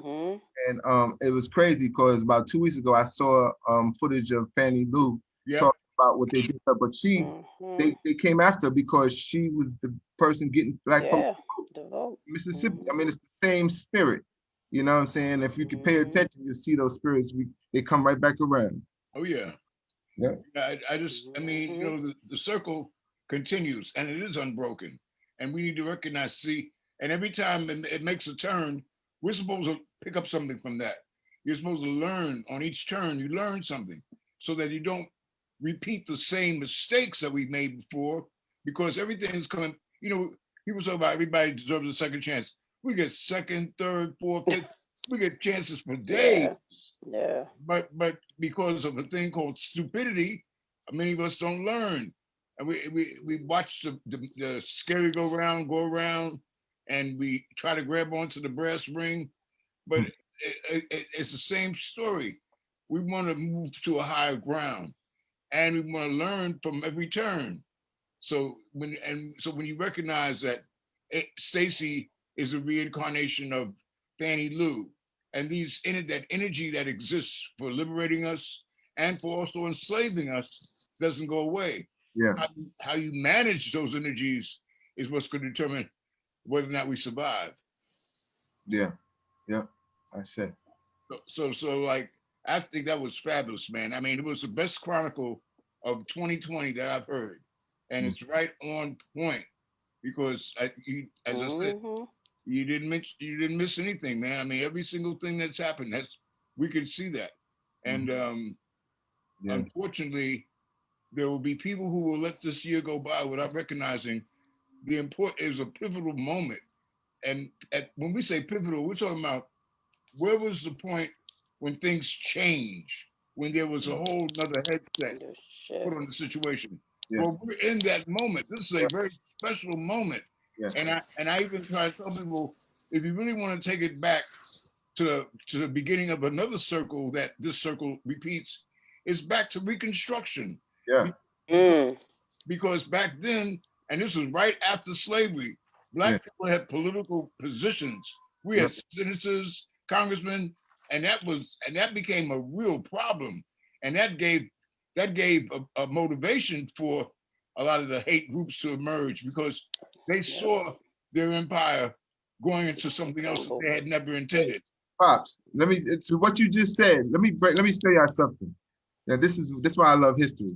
So the Red Summer of 1919, it was called the Red Summer because you have to understand World War I had just ended. It ended in 1918. These white males came back home to see African Americans establish new communities and just involve themselves in society. There was a lot of jealousy or whatever, like they're taking our jobs or taking our positions. So this led to them, destroying Black businesses, killing Black people. There was riots in that summer. This is 1919. Right. 2 years before 1921, when they bombed Tulsa, Oklahoma. This is the time where us in this country were at our finest because we were no longer looking back for help from them. We were establishing our own communities. We had Rosewood, we had communities all across this country during that time, 1919. So when you say, Pops, this is that time again, yes, this is a time where I want to even say having Trump in office gave us the insight to realize that we ain't gonna get no hope from the White House. We got to do this ourselves. Exactly. And so that's the only way we can really have progress, if we get that mindset to like, yo, let's do it, do for ourselves. I mean, Elijah said it, right? Let's do for ourselves. So yeah, there's a similarity to that time and now, for sure. And a lot of us need to recognize there's nothing offensive when you do it for yourself. That's right. You're not smacking nobody in the face. You're not, and we don't even need to put it on parade. We just need to go ahead and establish some projects that we can, with people that we know will help us get it done. I don't care how small or large a project is, but that needs to be established because, like Pharaoh said, we're not going to get any help from the White House or any other house, but our own house. And we've got gifts. We've got things that we can share. Just like we're doing this thing on Sundays, and we're gonna, out of this will come an anthology. I mean, what this anthology will tell the people in the future is what was happening with us now, who we are today, and that's who we're gonna be tomorrow. So that it continues is a lesson that learned, and we don't have to ask Random House, can we publish a book of poetry? We can do this ourselves. Do it yourself. I mean, whatever we want to do, and we need to recognize that. We have, and and another thing I may have mentioned last week, but I want to say it again. Right now, sisters, all you sisters, y'all are holding the leverage. I'm serious. Oh yeah, we see that. The women, the age of the woman, right there. There's no question about it. Obvious. The thing about it is that for 400, almost 500 years, you have taken care of the white man, the white woman, breastfed white babies. And then you got to go in the shack, take care of the black man and your own babies. That's right. Say that. And play Florence Nightingale to those who are sick. I mean, come on. You have done a tremendous, and then, I mean, like I say all the time, there's not one preacher in America who could say he's great if he didn't have a predominantly female congregation. All right. Say that. Say it again. Church. I mean, it's almost like Luther Vandross. Luther Vandross would have concerts, and 90% of the people in the audience would be women. If there was a lot of times, if a man was there, it's because some sister said, "You better take me to Luther Vandross." But that's real, Pop. I really think backup singers too. I've talked to you about this years ago. I talked about this today to a friend because I was talking to the friend today that came over, just dropped by. She dropped by groceries. And just a friend, and she just dropped by. You know, I'm a single guy, so the refrigerator is gonna be what it is until I'm hungry. And and that was and I was talking to her about what I was seeing online with all these breakups and how we talk to each other and what we expect from each other, and how you be dating someone for 3 months and then automatically you want them to be you're married. That's your husband. 3 months. There's things in that refrigerator older than that relationship. Right. So it's like, and my thing is, we have a longing for an acceptance for someone. Hopefully it's in the home or something. I feel that our evolution has to come with somewhat of a woman's coalition, sort of like a woman's CIA or a woman, a situation where there's black women where we look to them, and like girls pay their tithes to it's like a connection between we're gonna keep each other because we all do it for the woman. I don't know where I'd be without mine. We will remake the FBI to be the female bureau. Right, I'm like, we out there. It's just 5 black women that started it. 5 corporate. Didn't that sister have a detective show? What is it, sister? Jill Scott. Jill Scott. Yeah, I missed that. The ladies, was the first lady detective, agency or something? Yeah. It was based in Africa. I forgot the name of it. It was great. I saw every episode. I missed that. Me too. Definitely. Hey, Pharaoh, I thought it's interesting you said you're writing on 2020 because I started similarly thinking because of 1984. And I did a lot of work with George Orwell's writings.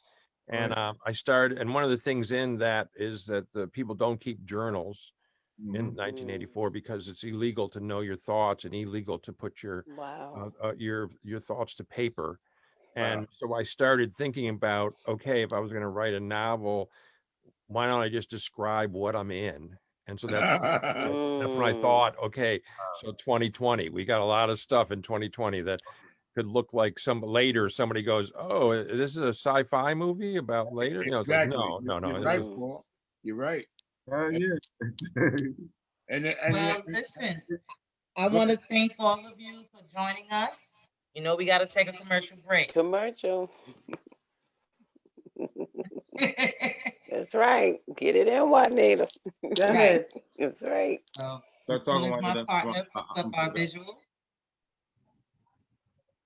I'm gonna put up the visual. I said start talking. I'm gonna put it up in like 2 seconds. Oh, okay. Well, listen, you guys are enjoying the open house, and we appreciate doing it. My uncle loves it, and if you want to continue to have these open house, please feel free to donate to us. You can donate via PayPal to Poet Abiodun at yahoo.com. And also, don't forget our website for information and gear. And look for Last Poet's mask coming. That's right. Get ready. So again, for donations via PayPal, you will send it to Poet Abiodun at yahoo.com. All right. Thank you. Thank you. And by the way, I do have a brand new book of poetry out. You can get, I guess, on Amazon.com. It's called Naked. and that's available now, and I'm proud of it because it's a book of poetry that poets usually write and keep to themselves. I mean, it's like that personal stuff that helps you make it through the day, and you're not necessarily trying to put it on blast. But I've been painting lately, and there was a tree across the street from my house that was naked, and I talked about it to my publisher, and she thought that would be a great title for a book.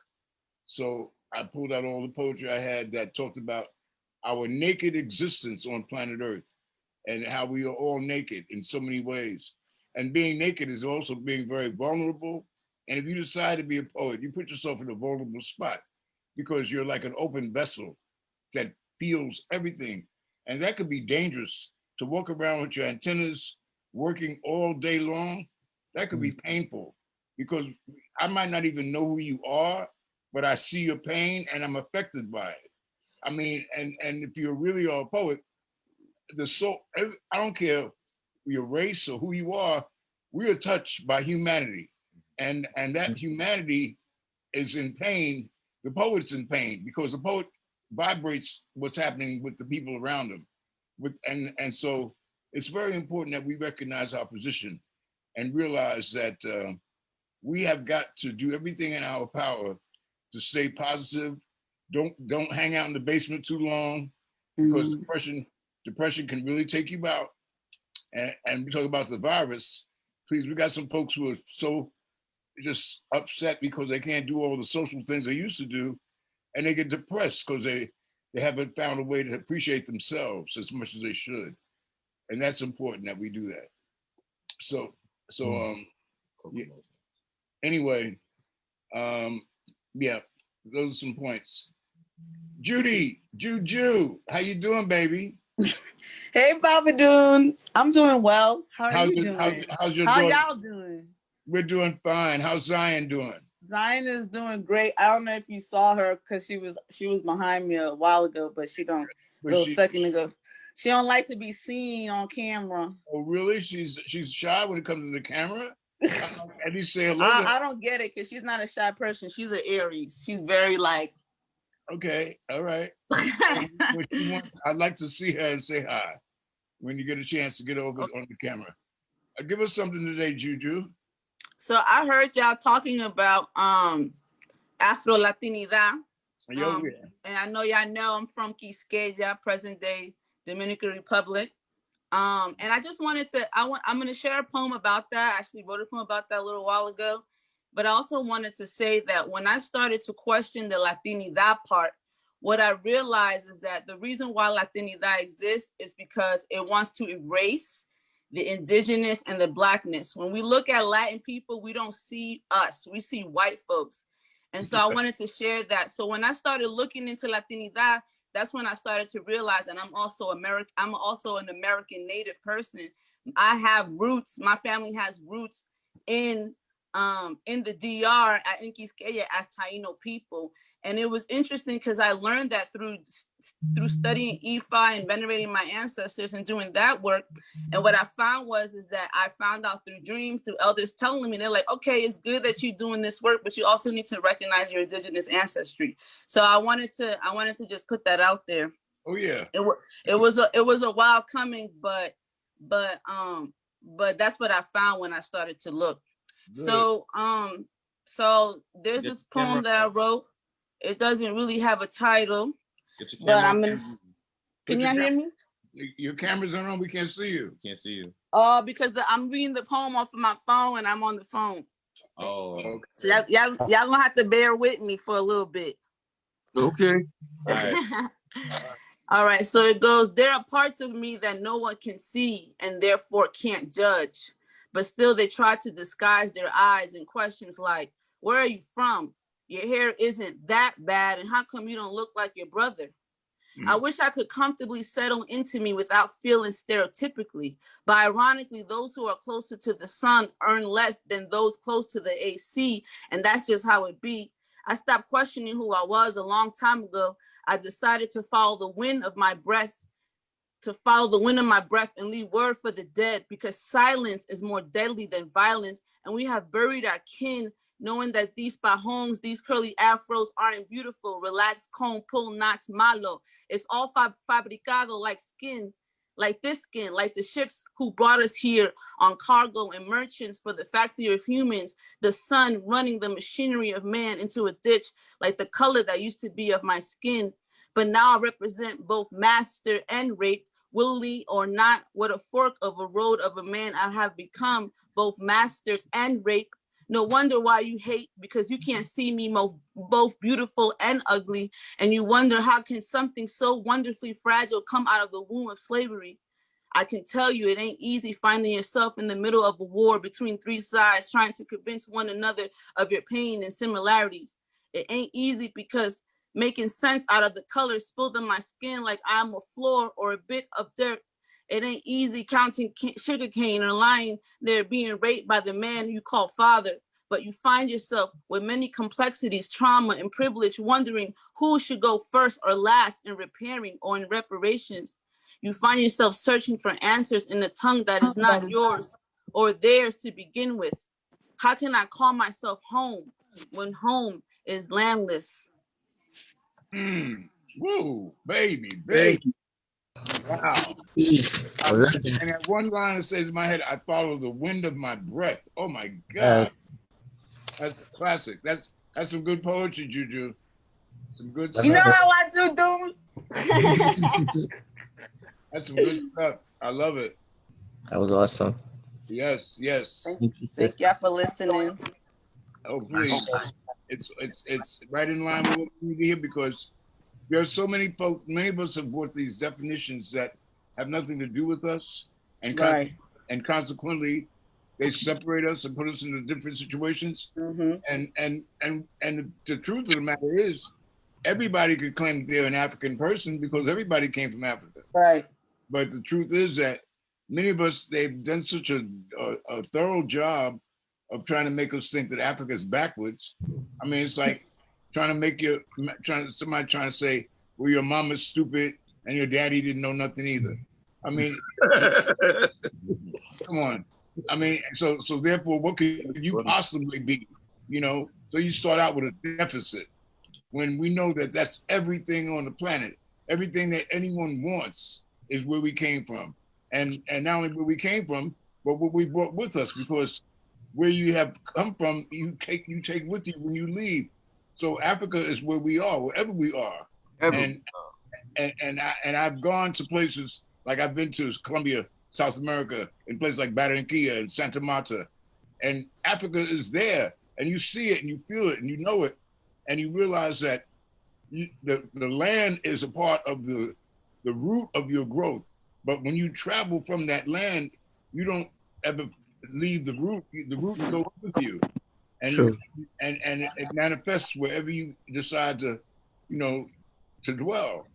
So that's very important that we recognize who we are, because that's the one where you get a start with your recognition of who you want to be.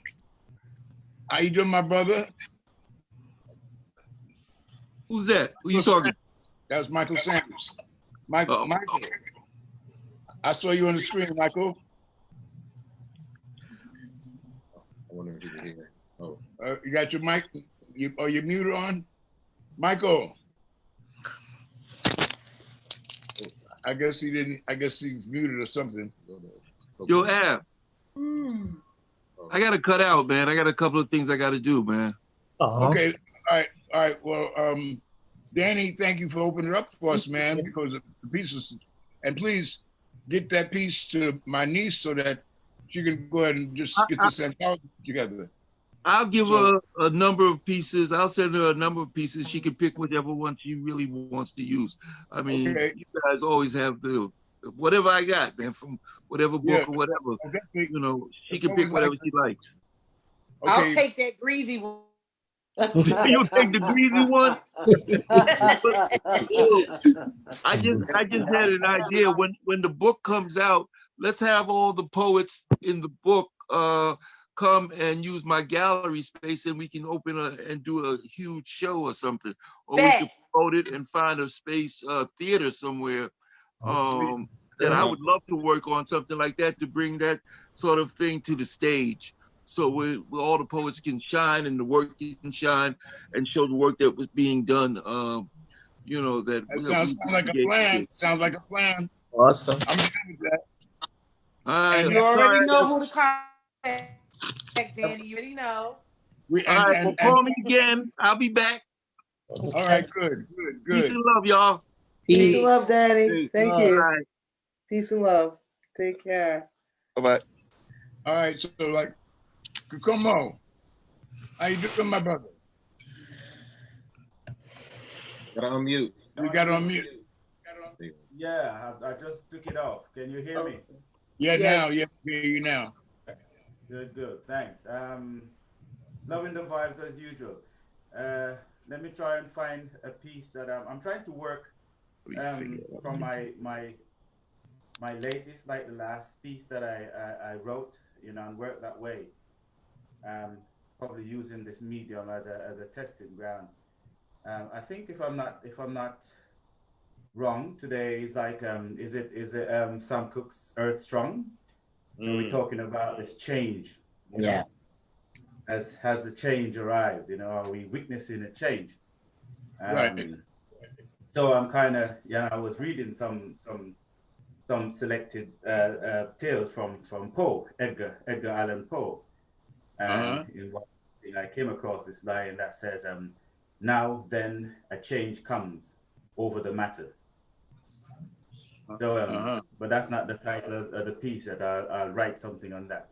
So this is my latest piece. It's called "Ignoring the Signs Whilst Worshipping the Symbols." Ignoring the sign while worshiping the symbol. Ignoring the signs, yes, whilst worshipping the symbols. Yep. They say the last 4 years are the worst examples of leadership. But I say, check since we left the ships. It was nothing but hardship. All we heard were the cracks of a whip, us in line to chop sugarcane and pick cotton. How easily they're forgotten their ill-gotten gains, ignoring our reparation claims because we worked for free in chains. Owned by different names, we're proud to put on birth certificate, knowing such birthright isn't earth right, but freedom only comes at a price. It's a blood sacrifice, so we must fight or continue to be victims of experiments like Tuskegee and this new genocide designed through a medical apartheid. Now, even death certificates lied because the causes are the same. Centuries of being denied unequal opportunities to gain, whilst we pretending not to feel the pains, eased by those who found fame. As Black celebrities becomes our cue for vaccines safety. It was a Black nurse who administered Tuskegee, so we can be our worst enemies. Short-sighted to who is trustworthy. We've been bioengineered since slavery. Given food to produce high energy, then call the effects hereditary. So experimental drugs becomes necessary to sustain the money machinery as we endure hardship and misery, sending out condolences and RIPs. So, who has been leading us astray? Couldn't be the man who went to Calvary. Couldn't be another Moses. It must be public information repeated by media houses that the last 4 years are the worst. Then try living with 6,000 years of being supposedly cursed. To be able to use our minds to unlock your car doors, steal your purses, playing second fiddle when we should be first. To know ourselves and that dependency on no one else, not the labels, sitting at their tables like salt pretending to be sugar, is still a byproduct of the original. Stop ignoring the signs whilst worshiping the symbols in color. Yes. Yes. Okay. Somebody speak on it. They must have missed it. Oh no. I will listen. Oh, I'm just playing with you all. I'm just playing with you all. Oh, I didn't miss it. I'm just letting it Yes, marinate for a few. Just You know, everybody be waiting for Uncle Doom to say something first. Yes. You know what the deal is that True. when you say, it's quite clear when you say, when you look at salt and you treat it like it's sugar. I mean, that's like the hub of the whole piece, because that's basically what we've been doing.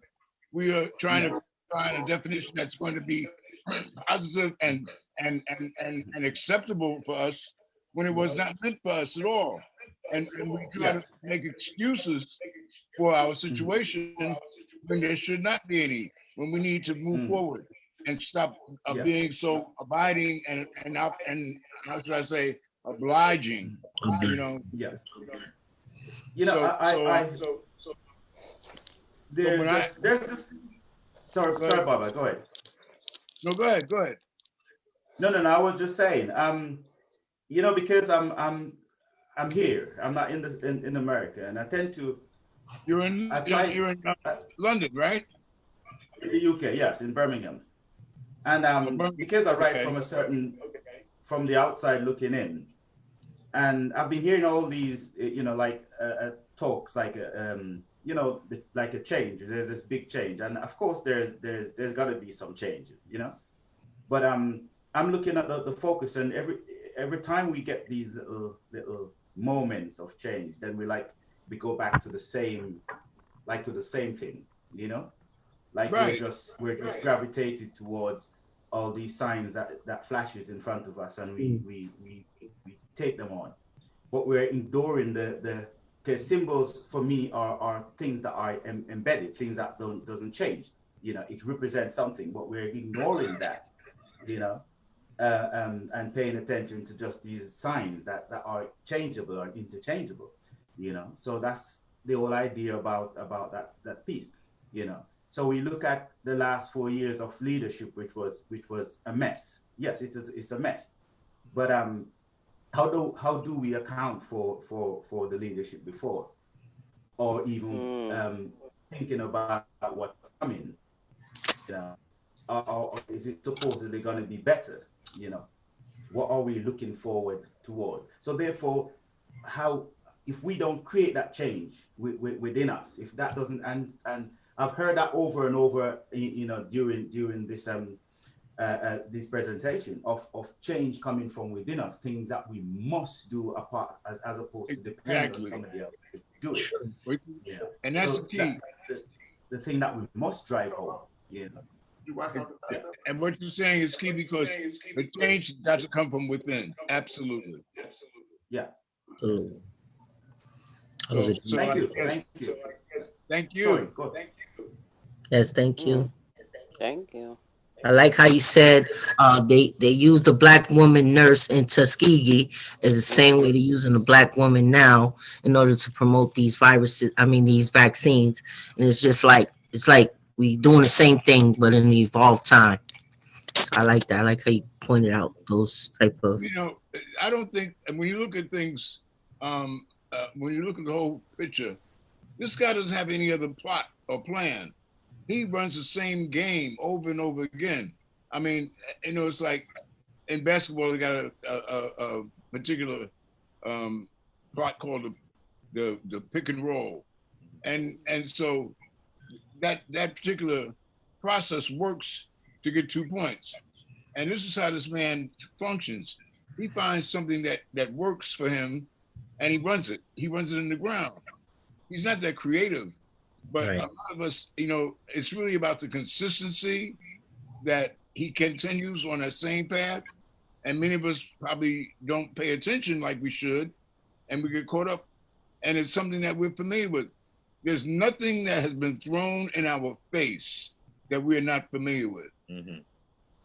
And so when you know that this cat is coming with his viruses, with his injustices in court, there's a myriad of things that are always going to be backdrops to tragic madness in this country, in this world that we're living in.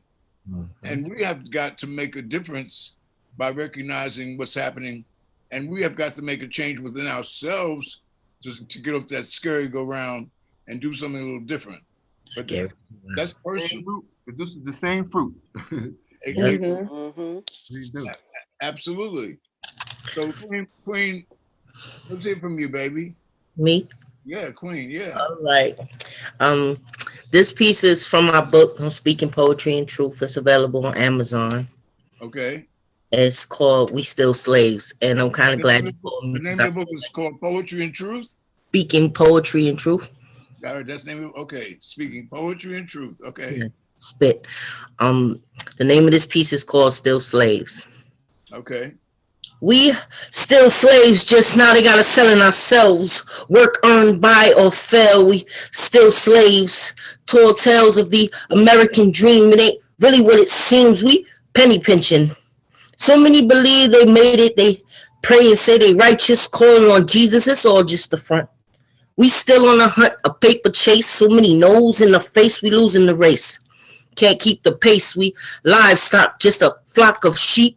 Walking but still sleep, we cry, we weep, no justice, no peace. Bloodstained streets, hoodless clan, stand your ground.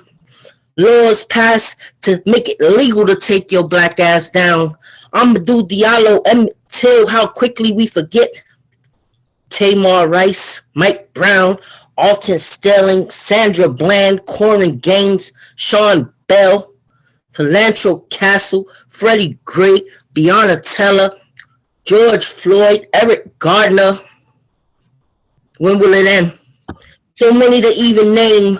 Malcolm X, Martin Luther King. We have caught balling, calling no shots. Bernard gets off. Another black man's brain splattered to the floor. Now Zimmerman walks and all the rest.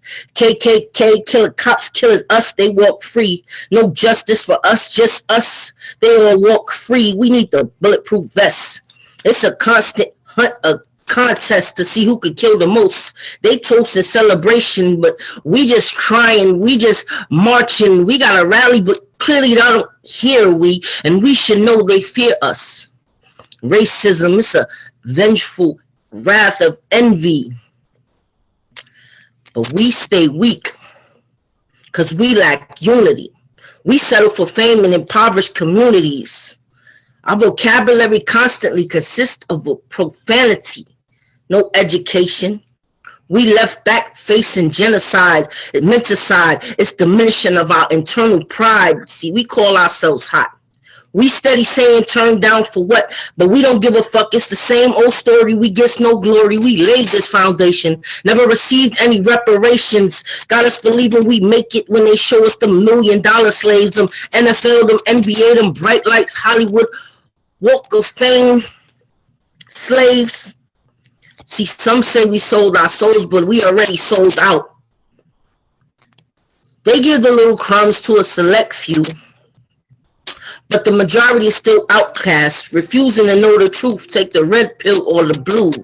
See, do you really want to know how far that rabbit hole goes? It's like Wonderland while they smoking our dollars in Disneyland. It's a small world. They flock together. They Rothschild, big money bankers, birds of a feather. They got space colonies controlling the world's money. They laugh and think it's funny how we don't see what they're doing to us.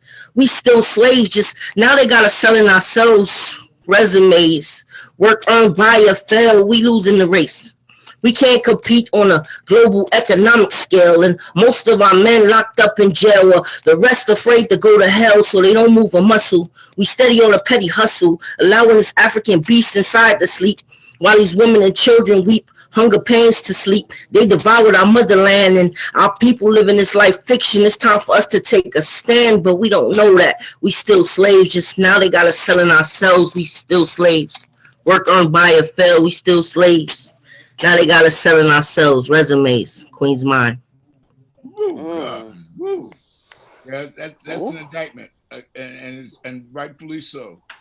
And many of us definitely have performed those, are still performing all those tasks. I choose not to be a part of that crew, but we got a lot of folks who definitely fit that bill for real. Yes, yes. Thank you. Very powerful, baby. Very strong. Very strong. Yes. Yeah, you didn't hold back. You put the brass knuckles on with that one, honey. Thank you. Yep.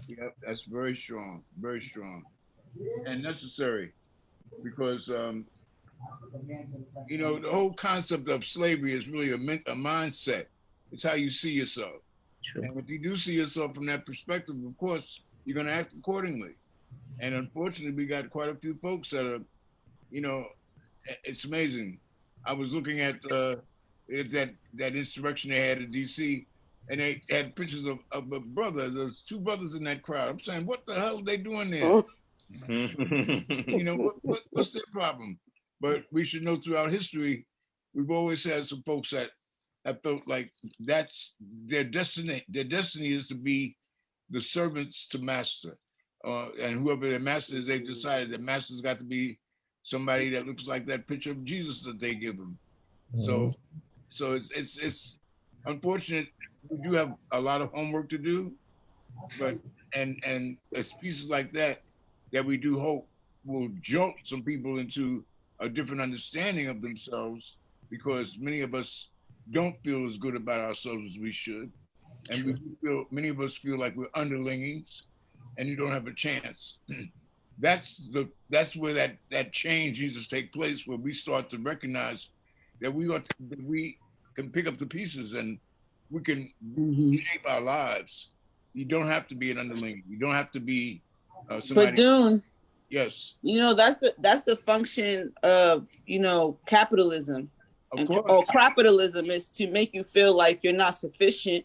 Right. And that for you to have any worth is that you have to produce or work or earn your worth. And so when we living in the conditions that we living in with just inflation, how everything's going up, and like rent is getting to the point where it's expensive everywhere, you know, in relationship to where you live. And like, if I move from New York to Texas, of course, to me, it's cheaper, but for the folks here, it really isn't.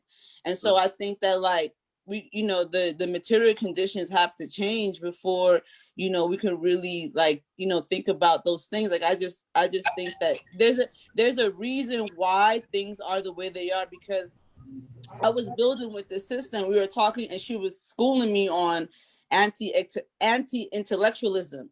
And I was like, oh, can you tell me more about that pedagogy or that theory? And she was like, well, people don't really talk about it like that. But basically, you know, during the industrialization age in America, like people after work used to sit down together and talk about the times. And they're like, these spaces are so rare. Like, since I left New York, I haven't had a space like this where people just come around and we really talk and we build about the politics or the politrics and all those type of things, because these spaces aren't really something that's sought after. And now with technology, it's so much worse, because everything has to be done in bite-sized pieces.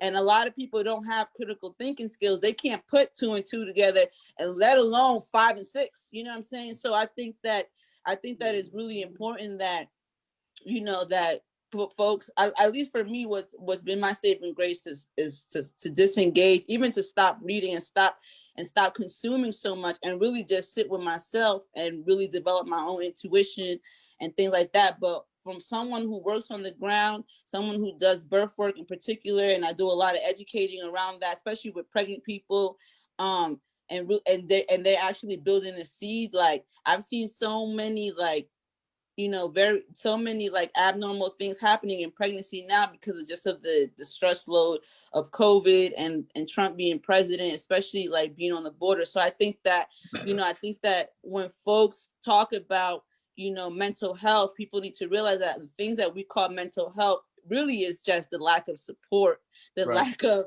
you know, there's pregnant people who don't have their extended family around, and people just think, oh, you know, your husband or your other partner and you are supposed to somehow figure out how to raise this child, these children, when in reality, it really does take a community, but the community is busy working 3 to 4 jobs. So they don't even have time to think about the critical realities that we're actually living in. So I think that, you know, it's easier said than done, but you are right. It is very transformational when you have some self-worth, but your self-worth can't be tied to what you produce. And I think that's what capitalism teaches us in so many words. So you're absolutely right. Thank you. The dollar bill is exactly what determines everything in America. Mm-hmm. Also, real quick, I know you guys have people that want to spit. I just wanted to say, I also, part of me just wants to share that we're better off than the image that's portrayed. We have to understand that, and we have to know that. You know, I know some of the images that Queen was spitting, some of it is real, but there's a lot of us that are really on point, you know, on par at least. And of course, it's a deliberate plot to make us seem less than what we are. It's a deliberate plot. We have to know that. In actuality, I'm gonna tell you, and I really believe this, there is nothing that our people can do or are doing that is really off course, considering how we got here. Exactly. Just think about that. There is nothing. I don't care. I'm talking even in the low esteem or whatever it is, pick whatever ills we have. Considering our situation and considering where we are and considering there's nothing that is too far off. And knowing that there was more of us that are on point than we realize. There was really, you know, there was a saving grace within us that not only saves us, but saves everybody else. That's right. It's just who we are. They can't take that away. That's true. To recognize. That's a very good point, Phil, because, and the thing about it, what I like to just say to that, those are the ones, that's the energy that we need to promote. Because if we can have, for example, to see that young girl the other day do the poem, I mean, what she does for a lot of young girls is outrageous. I mean, I was mad that all these years we didn't know that the space program was mandated. Right. By the system. Yeah.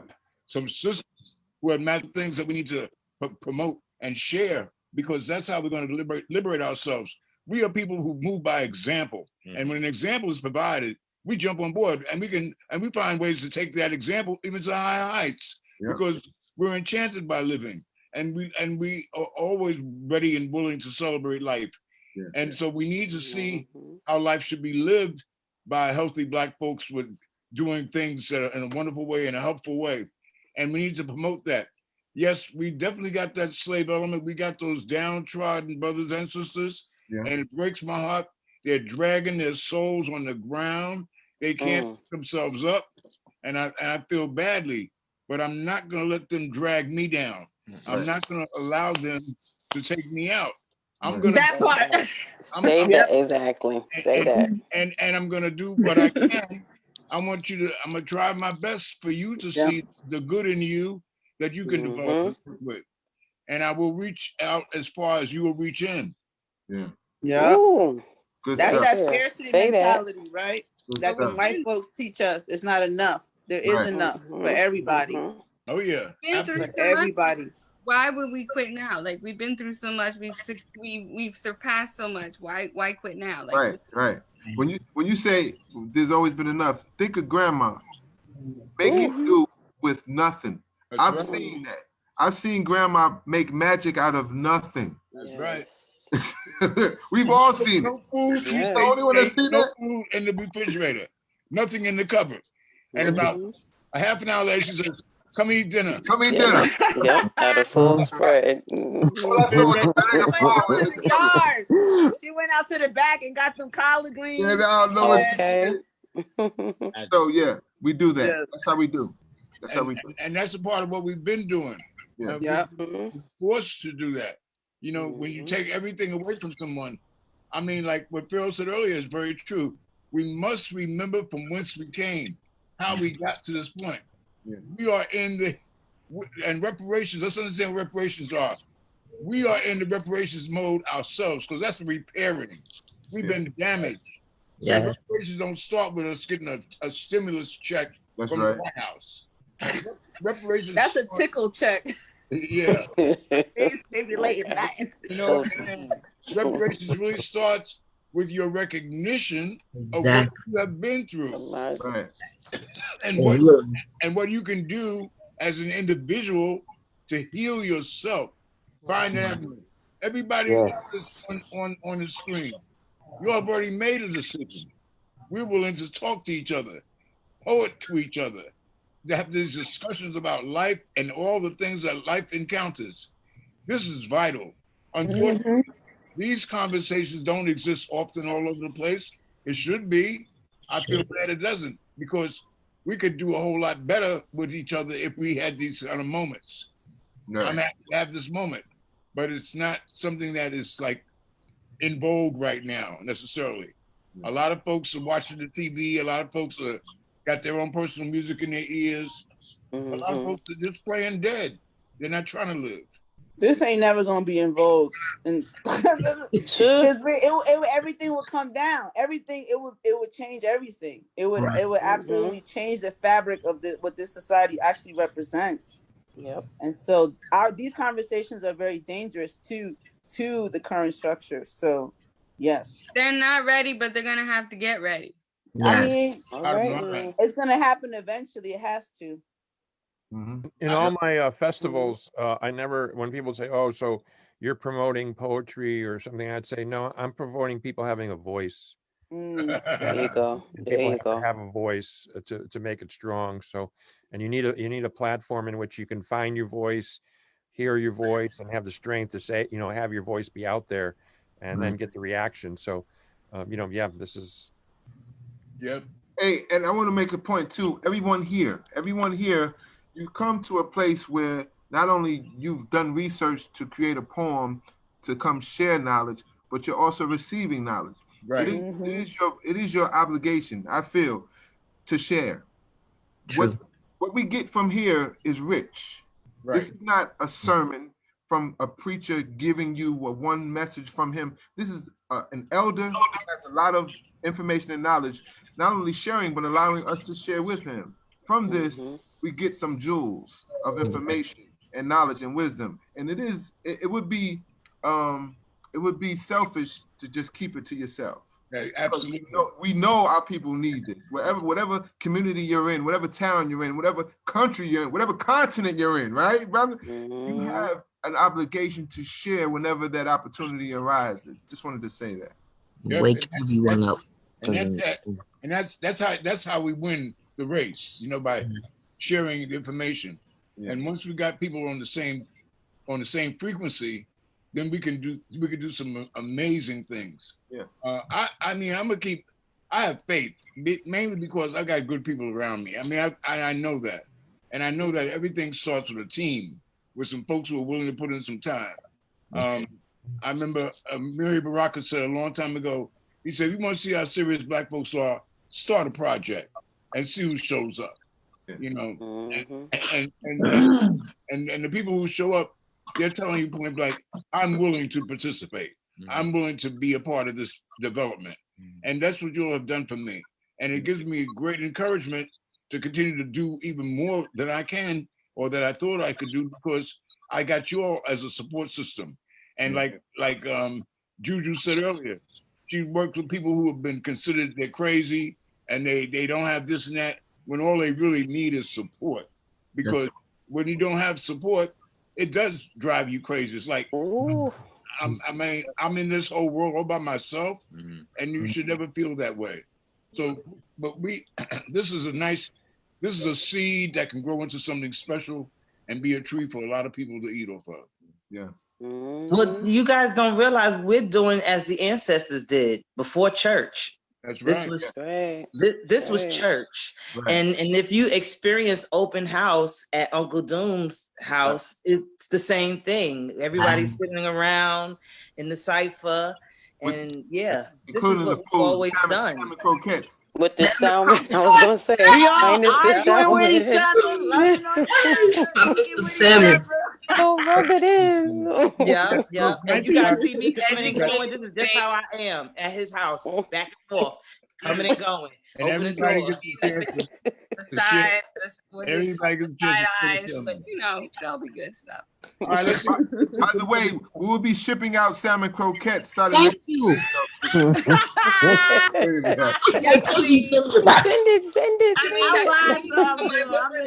That would be a nice gift.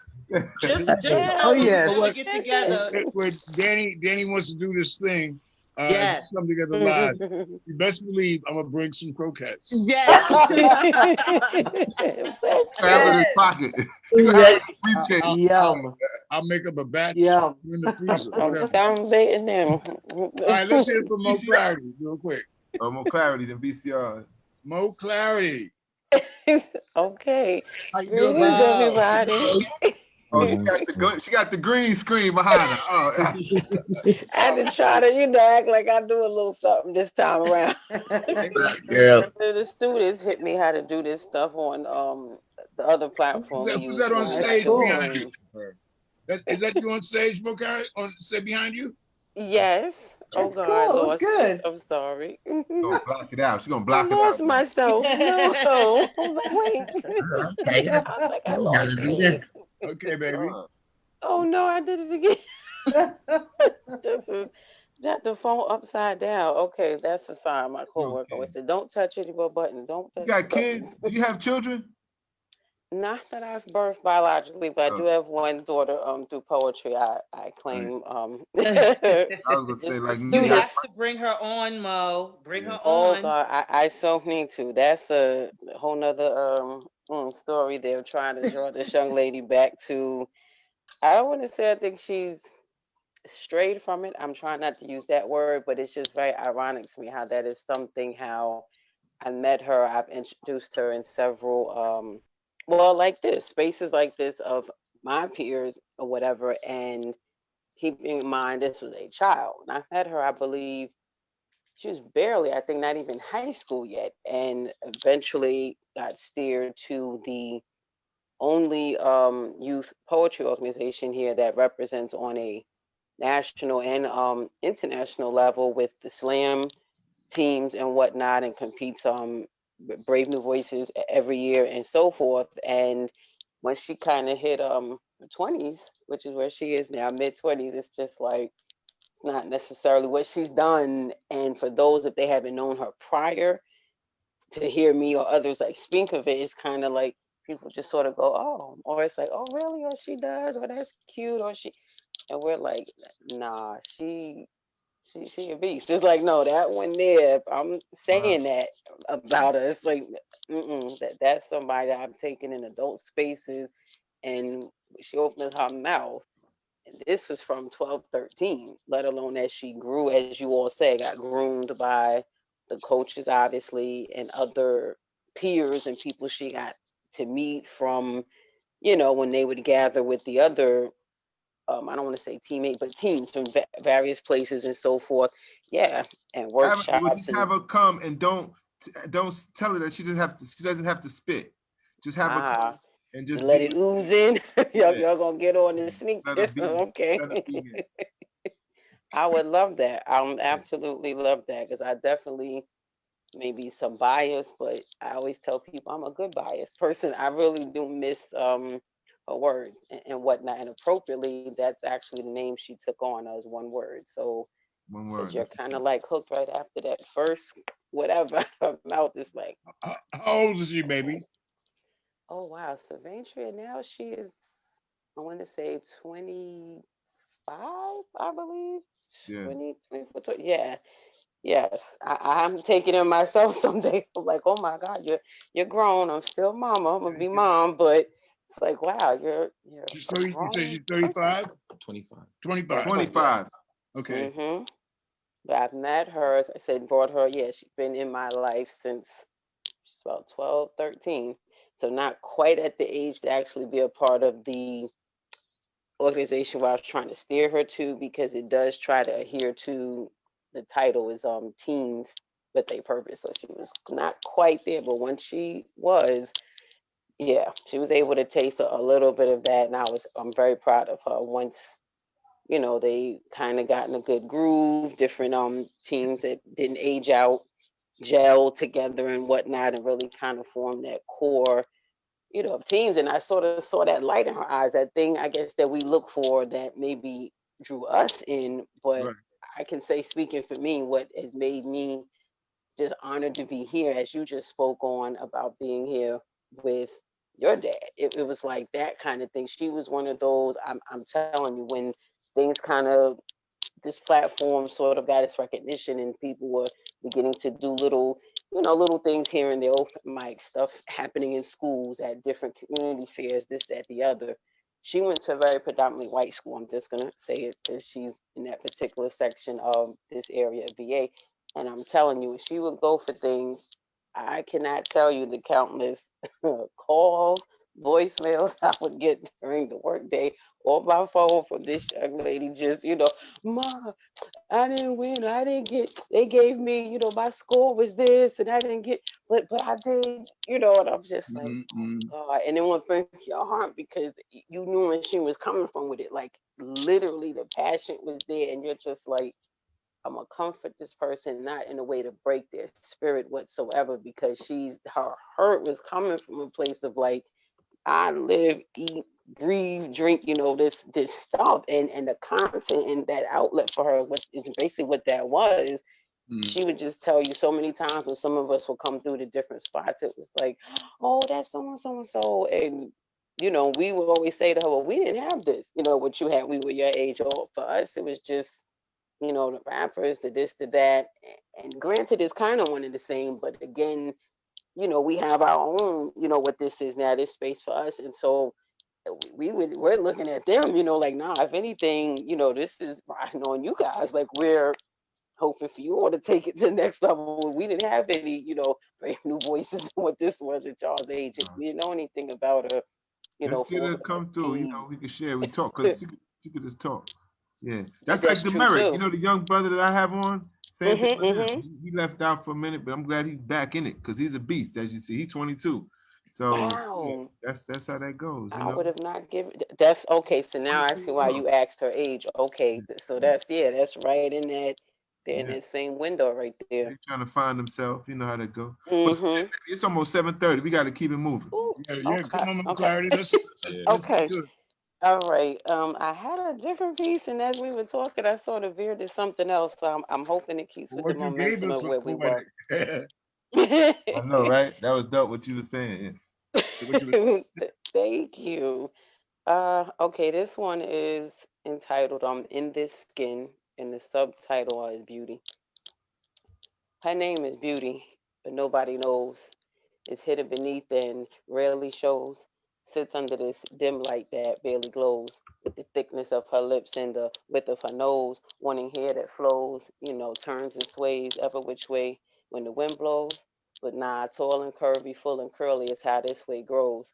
So flaunted and displeased, taunted and teased, that's the way it goes. So again, her name is Beauty, but she still doesn't know. A strong image once deceived to be weak, this strong image once denied to speak. So she splits her verbs when spitting her words, and often taught she had no choice, often taught she had no voice. Just her image and sexuality, but in actuality, there was power in her mentality to birth life into her reality. She didn't need America's false idols and their role models. Her truth didn't exist inside of a box or a bottle. No. She was without borders and beyond waters, yet she refused to be used as another one of society's abandoned daughters. Spawning from disappointed mothers and distorted lovers who themselves have been exploited by so many others. She refused to feel foreign in this land of her origin, Republican at them before all of them. Was she still this American, a woman, too bold, too feminine, right wing or left, pro life or death, liberal or conservatism, ownership or plagiarism? On this land is your land, and God we trust, but does his plan still have faith in us? In an atmosphere we've created so unfair and unjust, trading their promises for ignorance, intelligence for intolerance, mixed interpretations for fixed impersonations, intimidation exchanges with limitations, false campaigns and misused slogans like pawns for friends from misused tokens. Beauty's been sold, beauty's been sown, beauty's been given, and beauty's been grown. Yes, beauty is twisted and often slurred, beauty gets clouded and often blurred. Beauty gets turned and often tossed because beauty gets burned and often got lost. Beauty gets permed and often got pressed because sometimes beauty needs to be relaxed because often beauty got stressed. Beauty gets plaited and often braided. Beauty gets cut down and therefore faded because beauty gets diluted and somewhere degraded. But when beauty became natural and real, beauty opened her heart and began to feel. She stared at her reflection, giving its thorough inspection, seeing both the joy and the rejection, not just the norm and the exception. Realizing that the truth had been this misconception that was translated from someone else's perception. Balancing her toughness for a need for protection, masking the roughness for the need for correction. Her past foretells of days to come. She now walks to the beat of a different drum. Beauty stands and beauty bends, beauty expands and beauty extends. Beauty wanted to be bold and free, not what someone else told her to be. Beauty wanted to reflect passion and her liberty, not what someone else just told her to see. She was independent and defiant, a confidant and reliant. Beauty became determined and focused. Beauty became determined and noticed. All the facts mixed with the lies, all the acts and fixed to compromise, all the answers with their questions why. Beauty began. She started to explore and soar the skies. Beauty didn't always cross every T or dot every I. She didn't always draw these cute little patterns and stay within the lines. Beauty began to rethink and often change her mind because, in fact, Beauty realized that she had always been ahead of the time. Beauty parallel between the revolution and the evolution of beauty. In the face that speaks from the grave with eyes so strong and the spirit so brave, a force inside that no course could contain. Shades of makeup, afraid to wake up. This come her girl, Maybelline, harlot, no queen. For years, beauty's truth has gone unseen, and Miss L, Mademoiselle, or the condemned Jezebel. Her ebony essence unveiled this sweet honey-layered presence. Beauty is now upscale with her own enterprise. It's not to your amazement and no surprise, but from the crown of her cuticle, she's always been soft and beautiful. Beauty's been dark and lovely with only God above thee. A shining light that evolves continuously, a guiding light that revolves endlessly. Beauty has a name that's loud and proud because she learned to go against the grain and outside the crowd.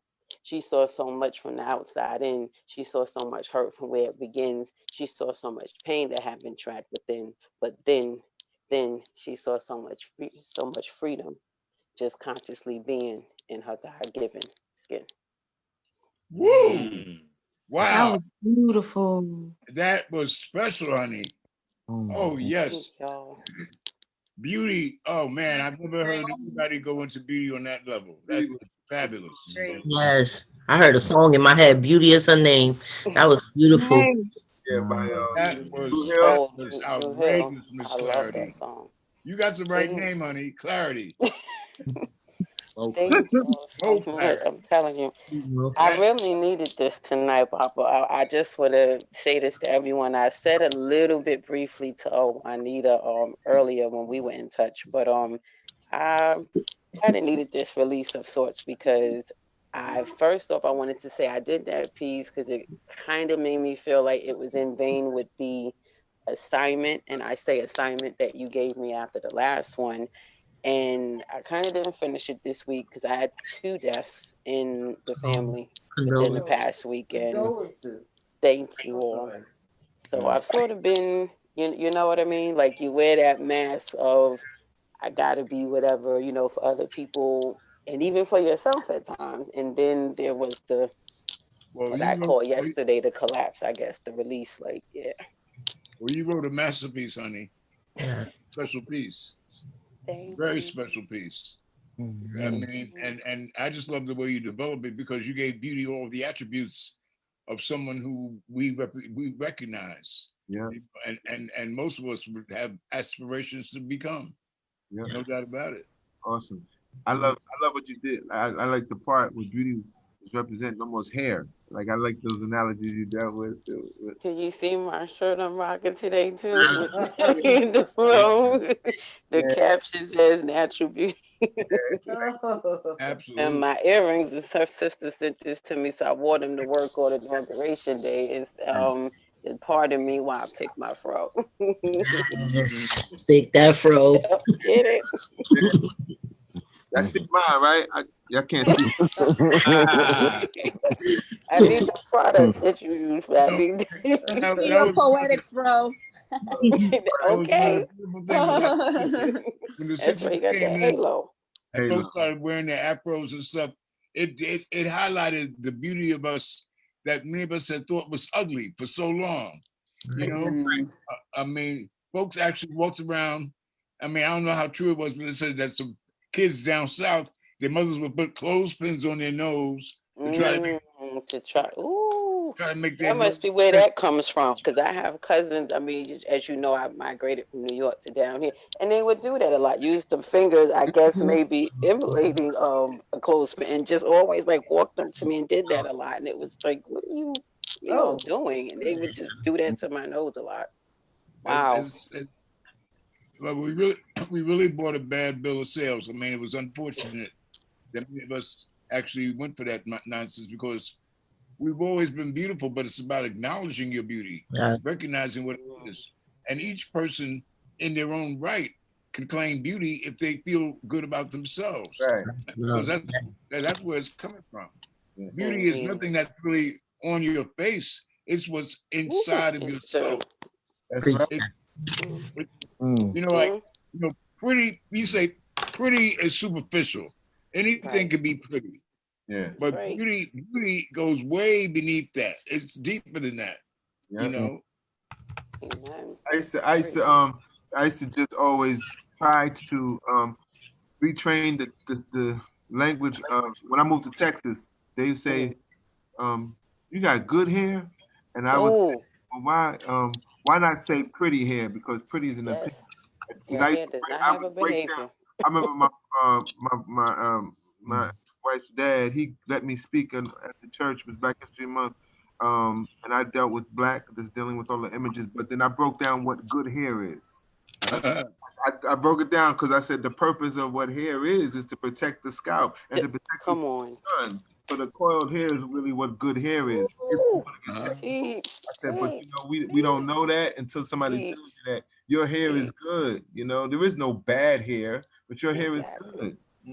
But pretty. Think you mean if you got hair, you got good hair. Hello, and you maintain. That's a piece I wrote. Oh my God, overhearing a convo of some. I'm just gonna say it, sisters. It was a mixed company, but it was a majority of sisters. So that in of itself hurt me. And they didn't see me. I was kind of sort of slumped down on a couch kind of thing in this lounge on the campus of where I attended school, and I'm just like, okay, what are they talking about? And I believe where I was, that wing was kind of designated off to some of the social work students or interns or something. And I'm just listening to them. They're just going on about this young little girl. And I could clearly tell from what they're saying, it was a black girl. And I'm just like, wait a second, but you guys are kind of berating her and sound worse than, the others. And then like terminology and stuff they're saying was incorrect. And I'm going, oh, this whole thing is just going left and like hurting me, because not only are you talking to someone that looks like you, but then if you're speaking to somebody that doesn't even come from this like we do at all, from a whole different area, you're now compounding a whole different problem on it, because now she of course is going to take in what you're saying, because again, you look like the child that you're speaking about, so she's going off your word like it's gospel. And the whole thing just got me. So I wrote a piece. I entitled it on Book We Do, because I just remember one of the girls saying that as they left out that room, speaking on this little child that I guess all of them maybe had some experience with on their case or with their case manager or something. And it just ate at me. And I just sat in that lounge. I don't even know if I went to the class I had coming up that day. I just sat there and wrote like, oh, I can't take it. I said, this is, oh no, that whole hair thing just got me. You redefined beauty in that, which is, it's got to constantly be redefined, and you redefined it. So, Thank you, Paul. Yes. So like, let's move on because time is running out. BCR. We got Shelly. We haven't heard from Shelly. We haven't heard from BCR. So let's hear from Shelly first. Hey, Shelly. Hello. Hi, queens and kings. Great poetry. I needed it. I really did. Respect to all the poets. This piece is called Earth. Okay. As he found himself thinking of her name slipping through the small spaces in his teeth, where only the toothpick of her touch could reach, touched, yet fully untouchable. He missed her. Docile, the scent of her took up residence in his nostrils. The do not enter sign slowly swaying, causing a slight clicking sound around the metal door handle, and he wouldn't allow anything else to enter. And anything not connected to her being, his thoughts marked return to sender, waving his pocket square in a gesture of surrender. See, he was smitten. And even when she didn't speak her soul, he was still listening, and the bronze in her melanin glistened, and she had the power to make his time stand still and turning his watch into a lunatic, leaving him wondering if he too was psychotic. For she was indeed hypnotic, and through the windows of her soul, all three, he was hypnotized, and he never wanted to leave. And when those moments would arise, well, he would grieve. For she wasn't a want, but she was a need. Colorful leaves, and he had fallen slowly, cascading, yet never touching the ground, for she was crowned in surround sound, and she had him in the palm of her hand without even running his fingers down her sugar walls, without even entering her pearly gates. She left him, leaving him wondering his fate, wondering if his name was written in her book of life. There was a war raging within him. For her love, he was willing to pick up his sword and fight, for she was worth it. Cradling her light, see, he nursed it, and she walked like calligraphy. Cursive, curvaceous. It was his curse, and under his minty, fresh breath, making him curse every time she entered a room. See, she was luminous, and her glow penetrated through the cracks of her vessel, sliding under the cracks of doors before she graced thresholds. See, she was sun, moon, and stars, and she twinkled, and within her he could see no spot, blemish, or wrinkles. For God took his time creating her, water and a lump of clay, slowly spinning her on his potter's wheel, molding mercy and grace, smoothing out her dirty places, mascara running down her face, placing her in the fire, coming out of the kilt, the realest of the real, giving them something that everyone from her and her presence could feel, cause she was heaven, and slices of her exclusively she gave out, for she knew her worth. Respected for her reincarnated queendom rebirth, and on her crown was written Mother Earth, and she was mother of every nation, every creation. With words she could rise and crush nations. She was gifted dominion and delivered from humanity's negative opinions, and she was it and never an option. Yet her gown was embellished with diamonds of humility, and it was one of a kind. Peeping Toms longing to rest ladders up against her to peek inside her mind and guard it, and she guarded it, for she was given, granted superiority over it, for her being, herself. It was her wealth, loving herself, her worth. And she knew that she was earth, peace. Woo! Yes, that was awesome. Shelly. That is a classic, honey. Yes. Man. You know, it's so because late, of course, in the last few years, when people have their birthdays, I say Happy Earth Day, because because you came to Earth on this day, and your mother gave birth, and you came to Earth, and you just gave Earth a whole nother vibration, a whole nother feel. That's fabulous, honey. And you had to go, and you had to really take yourself on a little trip to go there. I mean, that's a hell of a journey. Yes. And I loved it, Joey. That's excellent piece. That's excellent. She was crowned to the earth, yes. And you say, and I love how you made it a love story. He didn't want to leave her. I mean, and we all, and that is the case. I mean, how can you not fall in love with Earth? And then you even said it was heaven. Yes. And they always try to, in the Christian concept, we got some folks saying heaven someplace way out, away from here. Heaven, and I tell people, heaven and hell are not locations, they're conditions. And that's important for us to recognize this.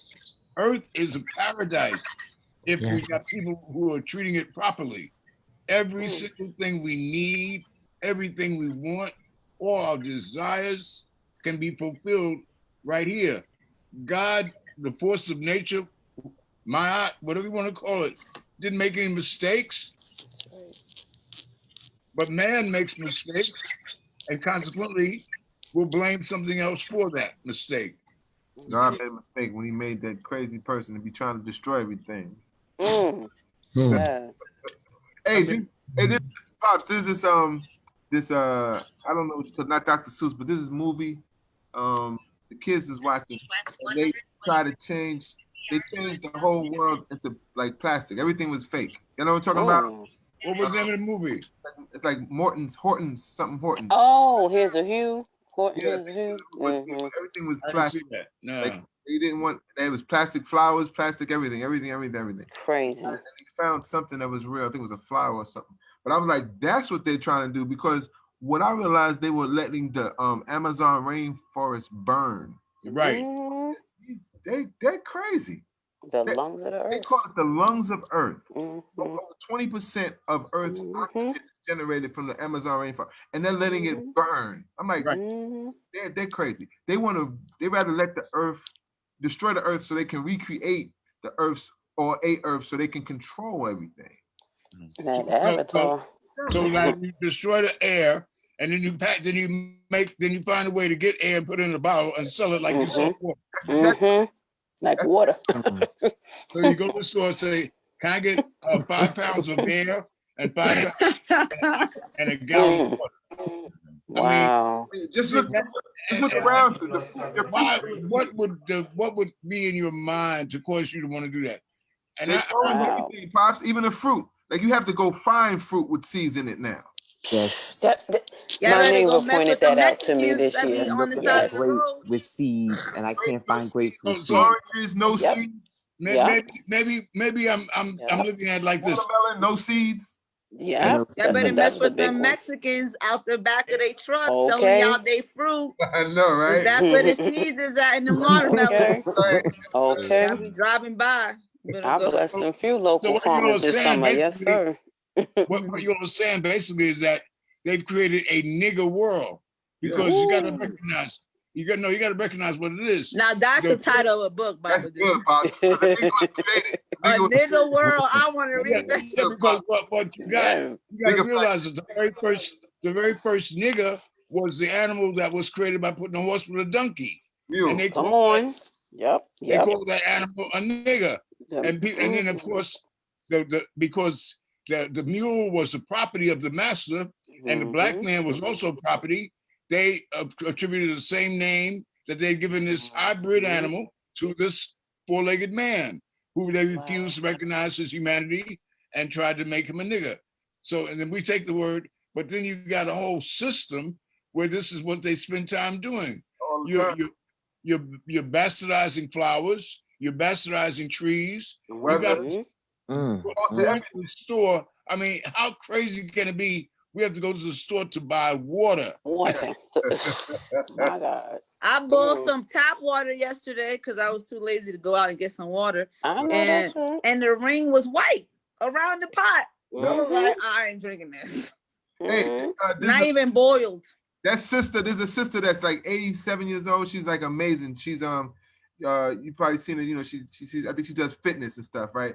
Got her name, but nonetheless, she was on. They did an interview with her, and she said that she was collecting rainwater in her backyard. Oh yeah. You know, the people came and told her you cannot do that. It's illegal. What? Yeah. It's illegal. It's called rain harvesting. You can't do it. You can't harvest the rain. To get rid of what she had. She had one of those from No. What's the reason? What's the excuse for that? It's illegal. It's illegal. Don't explain the excuse. There's a number of states. There's a number of states that have implied that the water that falls over them is theirs. Wow. Wow. Well, you made that up. That's crazy. No, I can't make up shit like that. No, it's a law. It's a law. It's a law. Oh, that's real talk. Wow. Oh my Wow. You gotta do it secretly. People do it, but you can't get caught. Listen, y'all. We're gonna have to. The time is up. But we're gonna have to. Y'all, we'll get to you next week, baby. Thank y'all. I got enough information to write another poem myself today. Oh yeah. I will definitely do that. But I just want to thank all of y'all for participating. This has been a very, very. It's just beautiful to come together to share information. And if you're like me, every piece of information you get is another poem or another inspiration for a poem. And I'm always looking for something that can inspire me. And the deal is that I know, and I think all of us realize that they've tried to plasticize this world in many ways. And it's so funny because they've shared with us this last year that plastic is bad for the ozone layer. And if you go to the store now, you can't get your groceries in no plastic bag. After all of the damage, right? Right. Yeah, but at the same time, they will take what is real and make it plastic, and it sells back to you. So there's a bunch of contradictions. Bunch of them. And what we need to do in our writings, we need to expose it. But by the same token, we need to also offer the organic antidote to all this stuff as much as we can. Right. Information that we can find to offer healing. That's another part of what we need to do. I mean, our poetry has got to be like Harriet Tubman. It's like Underground Railroad. It's got to be a route to freedom. Freedom of our minds, freedom of our beings in every aspect of our lives. And we can do that because we're smart, because there's a lot of stuff available to us. I'm just very happy to know y'all and for y'all to spend this time with me and us to spend this time with each other. And I want to thank y'all. We're going to end this the way we started it. I want to be what I can be, to be proud, healthy, and free. I want to say what I know to help my brothers and sisters grow. I want to feel good about me and blame no one for my misery. Because I'll be strong to turn it around. I want to go up, I'm not going down. I want to do what I can do to make all my dreams come true. Remember my past, the good and bad, how I made it hard even when it was sad. I want to share whatever my gift. And when you're feeling low, I'll give you a lift. I want to live without fear and know that I'm blessed for being. Yeah. You're blessed for being. Yeah. Blessed for being. Yeah. Know that we are blessed.